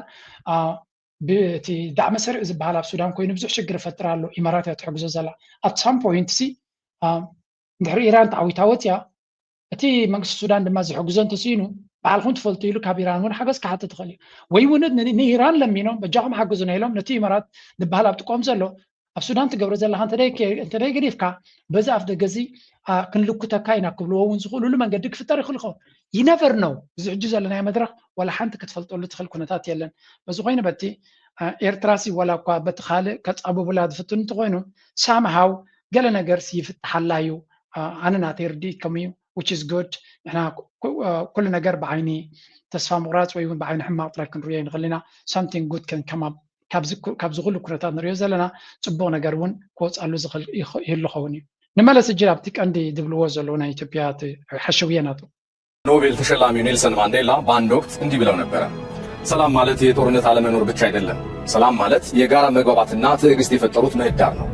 አባባሉ በእርግጥም ትክክል ነው ነገር ግን አንዲት ሉዓላዊት ሀገር ከገዛ ልጆቿ ለሚሰነዘርባት የክህደትና የጥፋት ዱላ ምን ያህል መታገስ ይኖርባት ይሆን የሰላም ጥሪ በጦርነት ከበሮ ሲታፈን የመንግስት ወደ ሰፊነት እንደ ድክመት ሲቆጠር ሀገር ምን ማድረግ ይኖርባት ብልጽግና ኣብዘን ዝሓለፈ እዋናት ሓደ ነገር ኣበርትዑ ይሰርሓሉ ኣሎ እሱ ድማ ንህወሓት ኩናት ክገብር ከም ዝኾነ ንኤርትራ ትብል ዘረባ ደገፍቲ ዳዮም ዝብልዎ እምበር እቲ ናብ ኤርትራ ዝግበር ዝነበረ ጎስጓስ ናይ ኩናት ገዲፎም እዮም ምስ ኤርትራ ኩናት ስለዘይደሊ ይኮነን መጀመርያ ንህወሓት ከነጥፊ ኢና ስለዝበሉ ኣብ ህወሓት ግን ሓተታ ድሕሪ ሓተታ ቪድዮ ድሕሪ ቪድዮ ዶኩመንታሪ ድሕሪ ዶኩመንታሪ ከምዚ ህወሓት ኤክስ እናገበርካ ማለት እዩ ከምኡ ዘየለ ዓይነት ተቃውሞታት እዩ ዝግበር ዘሎ ብሓፈሻ ምስ ኤርትራ ሰላም ክግበር ከሎ ኣብዚ ሕጂ እንታይ ይብሉ ምስ ኤርትራ ዝተገበረ ሰላም ዝኸልከለ መን ይብሉ ህወሓት እዩ ንዑ ተፃቢይዎ ነይሩ እቲ ምስ ኤርትራ ዝግበር ዝነበረ ናይ ፍቅርን ሰላምን ጉዕዞ እውን ዓንቃፍ እዩ ዝነበረ እሶም እዮም እቶም ህወሓት ዝበሃል እዮም ንዑ ክዕንቅፉ ዝፍትኑ ዝነበሩ ኩሉ ነገር ሓጢያት ዝተገበረ ናብ ህወሓት ጥራይ ንምፅግጋዕ ኣብ መወዳእታ ህወሓት ንምህራም ዝገብርዎ ዘለው እዩ ንዑ ንክገብሩ ድማ ብዓብዩ እቲ እቶም ጌታቸው ረዳን ጻድቃንን ዝበሃሉ ዓጢቆምሎም ስለ ዘለው ተወሳኺ ሓገዝ ረኺቦም ኣለዉ ክብለኩም እኽእል አዛዡ የሰራዊታችን አቅም የቀጠናውን ኃይሎችን አሰላለፍ ቀይሯል ሲሉ ገልጿል። ሌትናንት ጀነራል ጻድቃን ገብረትንሳኤ ደግሞ የጽምዶ የተሰኙ ኃይሎች አሸንፈው የፌደራል መንግስቱን የሚገለብጡና የሚቆጣጠሩ ከሆነም ትግራይ የኢሳያስ መጫወቻ ትሆናለች ሲሉ ተናግሯል። የፕሪቶሪያው የሰላም ስምምነትን ያፈረሱ ክስተቶች በአመዛኙ በተስተዋሉባቸው ያለፉት 3 ዓመታት የትግራይ ህዝብ ከጦር መሳሪያ በመለስ ባሉ የማድቀቂያ ስልቶች ሰለባ ሆኗል። በትግራይ ጦርነት ወቅት በጋራ ከውስጥና ከውጭ የገቡ ኃይሎችን የተዋጉ ዳርጋ ናይ ትግራይ ውግእ መንጎ ክልተ ጀነራላት ናይ ብወገን ትግራይ ዘለውን ህዝቦም ዝቃለሱ ዘለዉ ጀነራላትን በቲ ሓደ ወገን ድማ በዓል እዚ ትሪእዎም ዘለኹም ጻድቃን ዝገብርዎ ዘለዉ ኣካይዳ እዩ ዝንገር ዘሎ ባይ ዘ ወይ እቲ ጻድቃን ዝበሃል ጠቕላላ ናብ ሓውሲ ትዕቢት ክትብሎ ትኽእል ኢኻ መፍርራሕ ክትብሎ ትኽእል ኢኻ ማራ እዩ ዝብዳዕ ዘሎ ኣይደን እንታይ ኣሚኑ ኣሎ እንድሕር ናብ ኩናት ተኸይድካ እንታይ እዩ ዝኸውን ኢልካ ምሕሳብ የድሊ ናብ ኩናት ተተኸይዱ እዚ ትግራይ ኩናት ዶ ይፀውር ከመይ ዝኸውን ገለመለ ዝብሉ ዓበይቲ ዘጨንቁ ሕቶታት ከም ዘለዉ እናሃለዉ ትግራይስ እዚ ዓቕሚ ሒዞም ብሓቂ ቁም ነገር ክሰርሑ ድዮም ዝብል ነገር ሓሲብካ ምክንያቱ ዓቕሚ የብሎም ናይ ሰራዊት ዓቕሚ የብሎም ናይ ሰራዊት ዋና ዓቕሚ ህዝቢ እዩ ህዝቢ ብለይ ይብል ኣሎ ናይ ሰራዊት ዋና ዓቕሚ ሰራዊት ባዕሉ እዩ ሰራዊት ብለይ ይብል ኣሎ ናይ ኩናት ዓብይ ዓቕሚ ኢኮኖሚ እዩ ኢኮኖሚ የለን ፀጊሙና ኣሎ ይብሉ ኣለዉ ኣብ ልዕሊኡ ተተፃባኦም ሓይሊ ናይ ኢትዮጵያ ማእኸላይ መንግስቲ ናይ ኢትዮጵያ ሉዓላዊነት ናይ ምኽባር ምድላው ኣሎ ዝከኣሉ ነገር ገብር እዩ ስለዚ ብዙሕ ግዜ ከፈራርሆምን ክድህሎምን ዝደሊ እንተሎ ዝኣካል እዚ እዩ እዚ ብወታደራዊ ጀነራል ስለዝኾነ ብወታደራዊ ሓይሊ ከፈራርሆም ክፍትን ከሎ ብፖለቲካዊ ዓይኒ ዲፕሎማስያዊ ዓይኒ ዝከኣሉ እናገበረ ንህወሓት ንምእጋድን ንፀቕጢ ንምፍጣርን ድማ እቲ ጌታቸው ረዳ ዝበሃል እዩ ፈቐዱ ኣርቲክል እናፀሓፈ እናኸሰሰ ማሕበረሰብ ዓለም እናነገረ ሕጂ ድማ እቲ ሂማን ራይትስ ዎች ዝበሃል ኣብ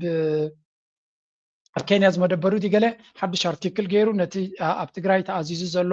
ናይ ክተት ኣዋጅ ወይ እውን ልኡላውነትካ ንህዝብካ ንክትሕሉ እቲ መንእሰይ ኩሉ ክወፍር ኣለዎ ንዝበለ ንሱ እውን ሓያል ተቃውሞ ካብ ሂማን ራይትስ ዎች ትግራይ ኣውቶሪቲ ሹድ ዊዝድሮው ኣቢዩዚቭ ሎው ዝብል ፅሑፍ ገይሮም ኣለዉ እዚ ከዓ ንባዕሉ እዚ ተሸንኪሩ ተሸናኺሩ ኣብ ምንታይ ክኣቱ ዝኽእል እዩ ኣብ እገዳ ተወሳኺ እገዳ ክኸውን ዝኽእል እዩ ስለዚ ነቲ ናይ ትግራይ ዓቕሚ ንምድኻም ኩሉ ዝከኣሎም ዓይነት ፈተናታት እዮም ዝገብርሉ ዘለዉ ቅሊል ዘይኮነ ተፃቦታት እዩ ዝገጥሞም ዘሎ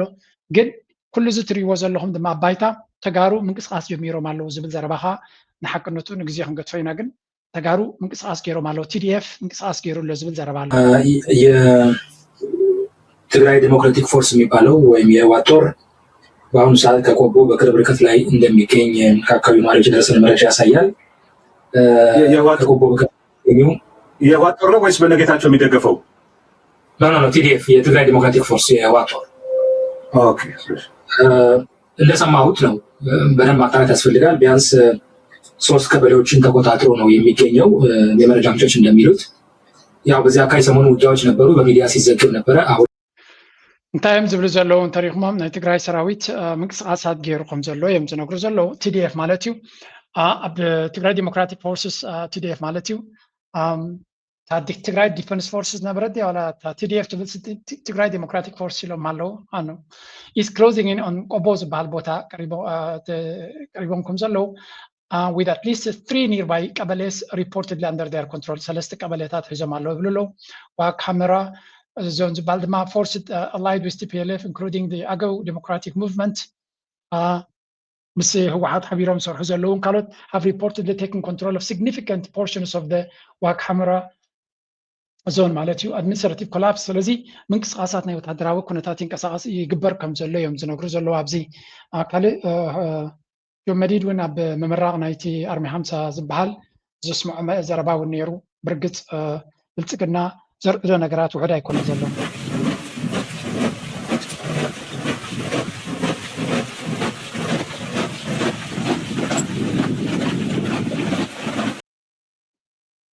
አባላት ሰራዊት ትግራይ አርሚ 50 ኩለ መድያው ምድላዋትና ንውሕስ ህልውናናን ሉዓላዊ ግዝኣትናን ብዝብል መራሒ ሓሳብ ዘካየድዎ ወተሃደራውን ፖለቲካውን ስልጠና ዛዚሞም ኣብቲ መዛዘም ስልጠና ዝተረኽበ ኣዛዚ ግንባር ደቡብ ተጋዳላይ ዮሃንስ ወልደ ጊዮርጊስ ሰራዊት ትግራይ ውሕስና መጻኢ ትግራይ ክረጋገጽ ዘለዎ እጃም ዕዙዝ ምዃኑ ገሊጾም ህዝቢ ትግራይ ናብቲ ዝድለ ከብፅሕ ዝኽእል እቲ ዋና ሓይሊ ብድሒ ጫፍ ናይቲ ናይ መኸለ ሓይሊ ኮይና ህዝብና ዝሃበና ልኡኹ ንርከብ ንሕና ንብህጎ ሰላም ዘለዋ ዜጋታታ ካብ ዝተፈላለዩ ግፍዕን መከራን ምድፍፋእን ጭካነ ዝወለዶ ጭካነ ዝፈጠሮ ዝተፈላለዩ ኣብ ህዝብና ዝፍፀም መከራታትን ካብዚ ናፃ ዝወፀት ላዕላዊ ክብረታታ ታሪኻታ ሞራላ ቋንቋ ባህላ ሕሉፍ ጉዕዛ ጠቕላላ ዝተኸበረ መንነታ ኣረጋጊፃ ትነብር ትግራይ ምምስራት እቲ ናይ ህዝቢ ትግራይ ናይ መኸተ ሓይሊ ኢና ጭካነ ዝፈጠሮ ዝተፈለነታ ኣረጋጊፃ ትነብር ትግራይ ምምስራት እዚ ምፍፃም ኢና ዋጋ ንኽፍል ዘለና እዚ ልኡኹ እዚ እቲ ሽዑ ተፈፀመ ምናብን ኣይኮነ ቃልስን ህልውናና ዘረጋገፀ መኸተ ኢና ጌርና ኢና ይረጋገፅ ነቱ ተሓዲጉ ኣብዚ ሓለፈ 3 ዓመት ከቢድ ከም ትሪእዎ ዘለኹም ትግራይ ኣብ ወሳኒ ደረጃ ኩነታት ከም ዘላ እዩ ዝንገር ዘሎ ብልፅግና ሽመል ተመሪፀ ቦታ ሒዘ ኣለኹ እዩ ዝብል ዘሎ ከም ብሓድሽ ኩናት ይጅምር ዶ ንሪኢሎም ካብ ብልፅግና ወል በዓለ መለመሉ ይሓድግ ወደብራ ካኒ ይብሎ ትግራይ በዓለ መልሲ ኣመሉ ኣይሓድግን እዩ ብልፅግና ዝፈልጥ ኣመል ተላቶ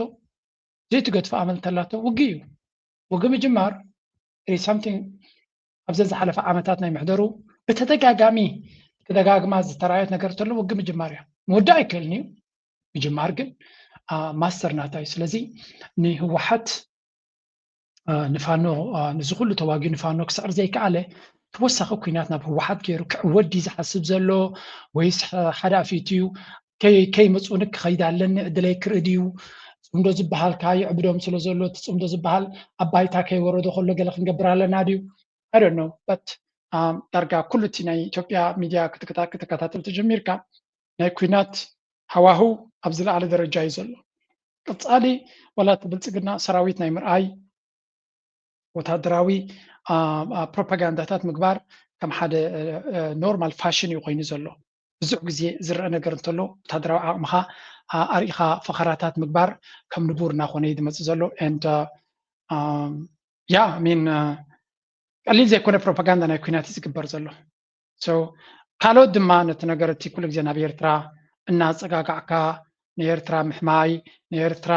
ምሽምጣጥ ፋሽን ስለ ዝኾነ ነገር ጦርነቱ እዚሁ ሰሜን ወሎ አካባቢ እንዲሆን ኢቨን ከተቻለ እንጂ ትግራይ ክልል ውስጥ እንኳን እንደሆነ አይፈልግም። ለምን ወደ እኔ ይስፋፋል ብሎ ስለሚያስብ በርቀት ነው ጦርነቱ እሳት ሳይለበልበው በርቀት የሚያስፈልገውን ነገር እርዳታ እና ይገዛ የሰው ኃይልም ቢሆን ማምጣት ይፈልጋል እንጂ ዋንስ ጦርነቱ ወደ ትግራይ ወደ ኤርትራ ገባ እኛም በራችን የምናስመልስበት ሻቢያም ታሪክ የሚሆንበት አጋጣሚ እንደሚፈጠር ወይ ደግሞ ሻቢያ የሚባል ነገርም ከአስመራ ወጥቶ ሳል በራ ሊሄድ የሚችልበት ሁኔታ ሊፈጠር እንደሚችል ያውቃሉ። ይሄን ስለሚያውቁ በርቀቱ ነው እነሱ መጫወት የሚፈልጉት። ቲፒኤልኤፎችንም ሲያስጠነቅቁ የሚያስጠነቅቋቸው በተቻለ መጠን ትግራይ ክልል ውስጥ ሳይሆን አማራ ክልል ውስጥ ሄደው እንዲያደርጉ ጦርነቱ የሚፈልጉት እጅንታዮም ዝብሉ ዘለው ሻዕብያ ክፃወቶ ዝደሊ ገይም እዮም ዝብሉ ነቲ ኩናት መጀመርያ ኩናት ካብኦም ከርሕቕዎ እዮም ዝደልዩ ይብሉ ኣለው ለባማትኩም እዮም ዝሓስቡ ከማኹም ፋንድያ እንተደይ ኮይኑ ርእስናቱ ኩሉ ሰብ ኩናት ከርሕቕ እዩ ዝደሊ ዓሻ ጥራዩ ኣብ ሓዊ ክፃወት ብሓውን ብኩናትን ክላገፅ ዝደሊ ብሓዊ ዝፃወት የለን ኤርትራ ኩናት ጠቕላላ ከይህሉ እያ ትደሊ ኮይኑ ዘይተርፍ ተኮይኑ ድማ ካባ ከተረቐ እያ نتقارب ما انتهيلاته أرحق وتكينات نمحرق أنت تبلو له أرحق وتكينات نابي مالتي دفيكا دفافيكا تكينات أب 4 كيلو قبر ويا لا تكينات so basically أب 4 كيلو أبتارسو تزلا تبوتا كتكونوا اللي تخليها تكينات مالتي حقوم يمكا نفسه كفسب نتكينات كاب نفسه كرحقة كابو كهدما يزلي لبام لما خميس قبر كينات أبتك أخاخ مخونا كايد اللي نخا الزعج كم بالحق يروم يمزري وزلو صبو قبرو شعبيا that's a logical thing مجمريا كينات أيدل نخا تديل لما ترحق لك أخبها يتعوي أبروسو خمس خول تقبره جزء تقوسا نرفسو كم تحرم تقبره that's why دما حدا كابتي تكوينات كاب إيرترا وزيو كاب تقراي دما وزيو حجنا كل الأمحارة ونا يكونن كل الأمحارة كل جينا كوينات يزلو أبا أمحارة معواصل السانين أبي إيرترا غيزلو كالاي تانا كل الأمحارة ناي تقراين زبل وازلو انتايا أبا أمحارة كبيت كوينات الله أبي دما كعوتو لي كالن كابتي كل تقراي دما كدفان تجميرو بتبعراب تقراي زبال زلو صنصواي يكون بين حليفي لوجيستيكس كقلبا أهم حارة حيال جنبار تفتيرو تقراي دما كوينات تفتيرو بيناي جيرينتي أب حمرادي ولا أب معراب تقراي زبال زلو ويونتي نتي أكره آخر مريض بالزلو بينجيري أبي كلا خلو تراويت ناتو so by definition السكر اللي سلزي تجارون أم حارون ترى داديو بخمية يدغا صوت قداي خلت يوم السرفي بحثشا أبي أحمد إذا تقبر زلا كوينات نشا أبيع كي توكوسا كم زعواتيو نفش أبيع حانت تيت كي توكوسا أكود كم زخل ونزار وكنا تاتلو حانت اللعب زياك تسعكم أبي أحمد وكويو كي تردون نشا أبيع كمسكر زخالو اللو أقات أمي كبلكم there was this video أبي الله مسيركم زياسك السمعوا تعق السنات وكزارك كله የሚያለውሃ ጥልቀት አለው ይባላል።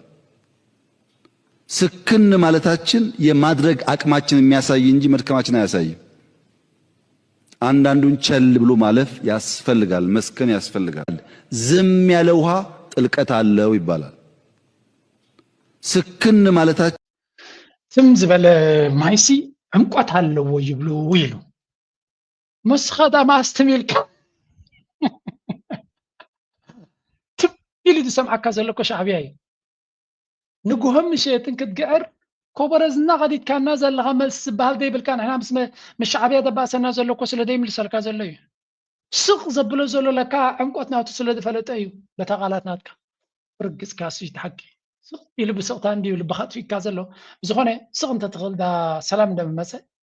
سغن تغلب كو سلام مسان يرو تملحس كو تجبر كو يلني تملحس كن انا تقول له صقم فتيرو زله تملحس سلازي ابي انت كم زار من البات حنت سو من سلازي بلا كابات بغيسو استزاربو يدمسل بزخونه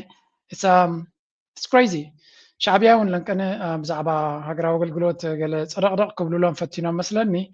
اتو يمانه قبر مسكل كبد بلت ملسي صحيف له نزي هاغراو غلغلوت نيرترا قبل اليو ورزي زيك ولو سلازرايه انتي لما اللي سمالو ويتش هانتينج يبلو له زي تايمز بلو زاليتي دك حدرتنا كتهدم فتان مالتي بلا لو ريتشو يلا بلس recent international interests in the national service as a malicious smear campaign تايمز بلو زلو قداينا هاغرا وغلغلوتنا يرترا ابتنا UN ديو قال ملتات ابتي human rights قال ملزنا بره تي من سيسي كاب هاغرا وغلغلوت كوتس خلالو بلا بلا زبل زرباتات بزي نيرو من سيرترا دما كنغبر دينا نغبرو نعنا زملكتن بر مانم كزنا زغل حيلي يلا نبللو زبي إيرترا بمسرتنا بقى على سكعت زغبركمو نتزغبو مسلسل زعبسكم ما يكونن كاب 50 كاب 4 جميركم كم قالوا تغرات افريكا إيرترا وناصحت كوني غبانيرو نعو قد باسكداتنا فيدريشن تيهم ترا دي كونس نت فيدريشن ون اقتيلو زغوبت إيرترا زبلكم زخونه جيجا زيبلكم ويون مثلا إيرتراين زي تتزاربكم 3 عام تقاليسو ناصنت كم تخلو مسؤولكم دراهمو ولا حمزه يدغفكم كمو ناصنت مسرخبه سلام نخيركب كل عينه تصابوتات تفطروا زلهم إيرترا بز مسلا منجدي كونتاتا كتمچاچو نتزلوا ني هغراوي تصابوتات نختمكت تخطلو منجدي كبهاتكم مخريد لياني مخارونا يبلتكم ناتكم مخرنا ناتكم حاجزنا لياني تغيلكم افكم حزولنا انت زي قالكم دما افكم حزولنا طرايو نعوزنا انا زملكت قداي كونن زي هغراو الغلوت انا كبير تراين هغراو الغلوت ناب عامتن شمنت ورحن كم تحقق ملس نسيت منيتنا يقداس نقوم مشيت نتمنقسونا احنا على جت كافيقه على ዘዘርከበ ናብ ኤርትራ ገፀ ወራር ክገብር እያ ዝብሃለሉ ዘለውን መንግስቲ እውን ፀቕጢ ክስምዖ ከም ዝኽእል ፍሉጥ እዩ ግን ኣነ ኩሉ ግዜ ከምእየ ዝብል መንግስቲ ንኤርትራ መፃናኩም እናበሉ ኣብ ግንባር ከንብሩና እውን እኮ የዋፅኦም ኢና ስለዚ ዋላ እኳ እቲ ኣብ ግንባር ዘሎ ሰብ ኮፍ ኢሉ ዝነብር ዘይኮነ ብዙሕ ነገራት ይገብር እንተሎ ግን ብዙሕ ነገራት ካይጎድሎ ከም ዘሎ ንፈልጥ ኢና ዳርጋ ካብ ምዕባለ ተገሊሉ እዩ ዘሎ ብዙሕ ብግሉ ክገብሮ ዝኽእል ትካላት ይኹን ካልሲ ተሪፍዎ ኣሎ ስለዚ መንግስቲ ኤርትራ ከምቲ መርፍእን ፈትለን ኣላጊቡ ነቲ ሃገር ደው ዘበለ ሕጂ እውን እንተኾነ ኩነታዊ ተቐይሩ ማርሻ ቀይሩ ነዚ ሕጂ ተፈጢሩ ዘሎ መድረኽ እቲ መንእሰይ ክዋሳኣላ ዝኽእል ከም ወትሩ ድማ መንእሰይና ጠቕላላ ክስደደሉ ዘይክእል መንገዲ ክንፈጥር ክንክእል ኣለና ስደት መበገሲ ናይ ስደት ካብ ደገ ዝግበር ስዕበት ዝነበረሉ ግዜ ኣሎ ሎሚ ካብ ደገ ስዕበት የለን ኤውሮጳውያን ኤርትራዊ ክመፅኦም ዝደሊ የለን ሎሚ ኤርትራውያን ክጥርዙ እዮም ዝደልዩ ዘለዉ ስለዚ እቲ ስዕበት ብዓብዪ ጠጠው ኢሉ ኣብ ደገ እቲ ረጂም ቸንጅ ዝሓስብዎ ዝነበሩ እውን ምሳኹም ምስቲ መንግስቲ ክሰርሑ ይፍትን ኣለዉ ተስፋ ቆሪፆም ይሃቡ ስለዚ መንግስቲ ኤርትራ ነቲ ኩነታት ርዩ ነቲ መንእሰያት ናቱ ክሕዞም ክኽእል ኣለዎ እቶም ደገ ዘለና ድማ ብዝተኻለና መንገዲ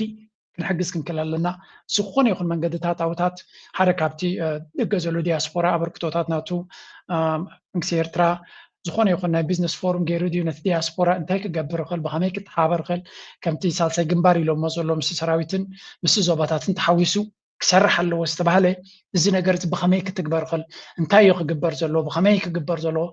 further discussions more بعمقت أبير تي في كيلاتات نمسو بزوج كزاربو لزلو أرس سوين اسمعنا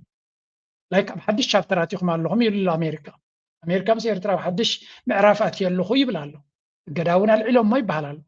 يقولوا أبقى متيتيقا نزا حدش معرف يرترى دما كحال بده خيمة كحال تساقم كيمة خلو ففي لاوي نهار وسيخانة تدخل زلا تكونتات كتكملو كلنا بحقن تمنيتنيو there is no كنحبون دلي ويمكن كقدف دلي النجار يلا نابز كل سب زحاسبون زحلمون نجار سلزخانه سلزي أبون أتوكرنا كنكيد نبحكي كم وترو مزخ آخر نجبر أبزون كنت سلسك بكم ما مجمر أبزي خنجمر رعت لزين دقفوس ناتنا ذي ارتراز بهالاينا بعلني نازل زرواتات يسمي كم زعين الزرواتات تسمع كله بطعم يزحرو حزب إيرترا ثلاث عامات تقاليد زمزال كانت النزيه وعلى كان يمن ناس النتي هذا حسب زلا حزب إيرترا أتا زمك حلا تاريخ زلاته أتا حزبه جنبار ثلاث عامات برخاتات سحل كوين تقاليد زمزال ناس النتي هذا ويد ما تاريخ هذا زلا بقول ميز نبرنا حزب إيرترا تاريخ نايم جزات تاريخ سلازي أنا دلاي فتحيت بلن لها بناء بوتات كتاريخ زي تخرع تخونكا بناطنة إيرترا زي تأمن دحركونكا إيرترا تبال هاجر يلا أنت بلتخونكاس كمين عهافتي دحانتو مجمريا تستاديم مريوة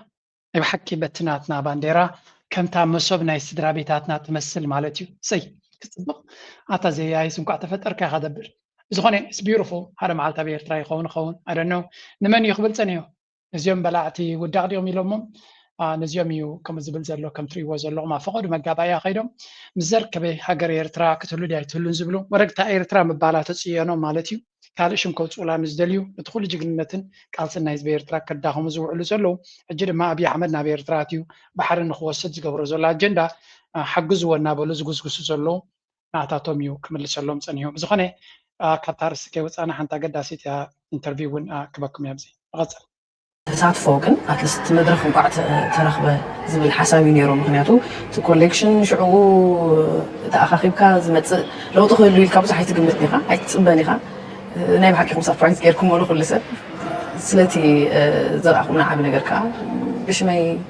مش كل حزب إيرترا كا دقيمة خمسكنكا اسكا نزي حدا كوخب كوينو أبز زي عم يبركتو زكبر دلو منسي علي سليمان منسي نخريو أما تأتو وسي حاجة كل جزء حسب شيء مسرخبة أرجوبه مسرخبة أمة خميرة مسبزحه كل جزء تعرست بزعبوط رأيت دقاقة صور مسارات نايز سبزجن لتزمت ولده عادة مرتيو ما عرف ندي واقع خمسة خفلة السبكة زيادة بردعة يزخون علي سليمان مني هو كان زبالك أنا علي سليمان يبين بان أبو سعود عربي بجدة بان توليده كوم لما ودي شهور حجر خبر خلوخا ናብ ኤርትራ ናብ ሃገሬ ተመሊሰ ኣብ ምዘዋ ሰንዓፈ ናይ ዘባለው ምዘዋ ሰንዓፈ ትበሃል ከተማ ኣብኡ ከዓ ናይ ቁልዕነተይ ናይ ትምህርቲ ኩሉ ነገር ጀሚረ ናይ 8-9 እንዳበልኩ ኣብ ምዘዋ ሰንዓፈ ፅቡቅ ነገሮታ ንዘዋ ሰንዓፈ ናይ ኩዕሶ እግሪ እያ ከምዛ ትሪእዎ ዘለኹም ዓሊ ሱሌማን ደ ሱፐርስታር ናይ ኤርትራ ሱፐርስታር ኣብ ግብፂ ድማ ገለ ካብቶም ቶፕ ጎል ስኮረርስ ኮይኑ ዘሎ ንሃገራዊ ጋንታና ድማ እንሕበነሉ መንእሰይ ናይ ብሓቂ ኣብነታዊ መንእሰይ እዩ። እዛ ኢንተርቪው ኣብ ሊድያ በረኸት ትብል ቻነል ኣላትኩም ፕሊዝ ኬድኩም ረኣይዋ። ምናልባት ንዓይ ተኽብሩን እንተኮይንኩም ድማ ጆርጅ ሊ ክናይልኩም ፀሓፉ እንተደይሪኹማ ስለምንታይ ከምኡ ይብለኩም ኣለኹ ክንደይ ካባኻትኩም ኣነ ዝበልክዎ ዝተኽብሩ ንኻ ክፈልጥ ኢለ እንኪደ ኣይትፅሓፍ ወላ ግን ኬድኩም ሰፖርት ግበርዎም። ምክንያቱ ከምዚኦም ዓይነት ናትና ሴሌብሪቲ ዝገብርዎ ኢንተርቪውስ እንድሕር ዘየተባብዕናዮም በናይ መንገዲ ኢኻ ሞ ከተተባብዖም ኣብ ስቴድዮም ኬድካ ኣይተተባብዖምን ኢንተርቪው ክገብሩ ከለዉ ኣይተተባብዖምን ካልእ ነገር ኣይተተባብዖምን ሓደ ግዜ እታ ላይክ ምግባርን ወይ ምርኣይካ ዘይተረፈካንሲ ድሓር ምስ ረኣኻ ላይክ ምግባርሲ ነዚኣ ክትገብር ትበቀሎም ድሕሪ ኮንካ ነቶም ስፖርተኛታት ነቶም ንኣብይ ውሽጢ ሃገር ኮይኖም ብዙሕ ዋጋ ከፍ ኢሎም ዋላ እዛ ቪድዮ እጅ ኖርማሊ ኣይኮነ ትገብሮ ዘላ ቴክስ ካሜራማን ቆፂራ ኣላ ዝቐድዕ ሰብ ኣለዎ ኤዲተር ኣሎ there's a lot of costs related to this ሓደ ግዜ እቲ ዝግበር ዘሎ ስራሕ ርኢና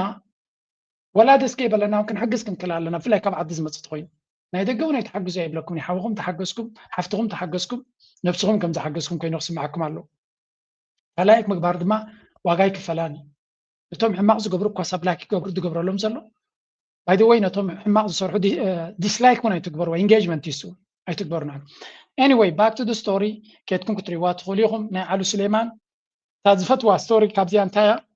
መብዛሕትኡ ግዜ ተወዳደርቲ ናይ ብሽክሌታ ካብ ኣስመራ ዝመፁ ይኾኑ ደቂ ኣስመራ ብጣዕሚ ፅቡቅ ደስ ይብለና ኤርትራውያን እዮም ሓደ ግዜ ድማ ካብቲ ጫፋት ዝመፁ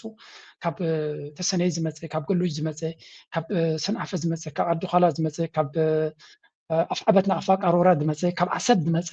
ካብ ኩሉ ጫፋት ዝመፀ ሰብ ከዓ ኣብ ቅድሚት ክመፅእ ከሎ ድማ እዛ ሃገርሲ ንኩሉ ተዋስእ ኣላ ኮይኑ ይስማዓካ you just love it ካብ ሰንዓፈ በቂሉ ዝመፀ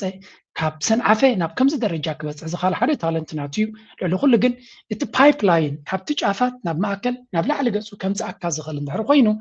እሱ ሓደ ዓወት ናይ ሃገር ዝበሃል ከምኡ እዩ ምክንያቱ ኣብ ዓበይቲ ከተማታት ዝተወለዱ ጥራይ ዝረኽብዎ ዕድላት ተኮይኑ ከም ካልእ ዓለማት ዘሎ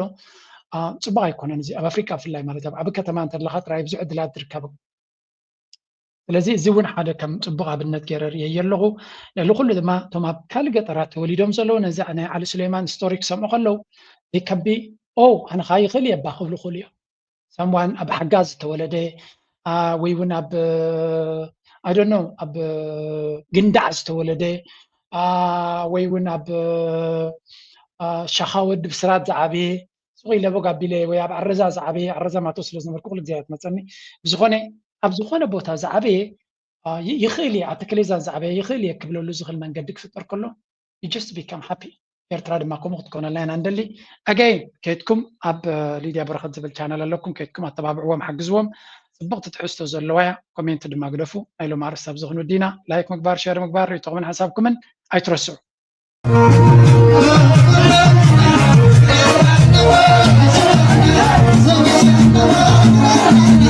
I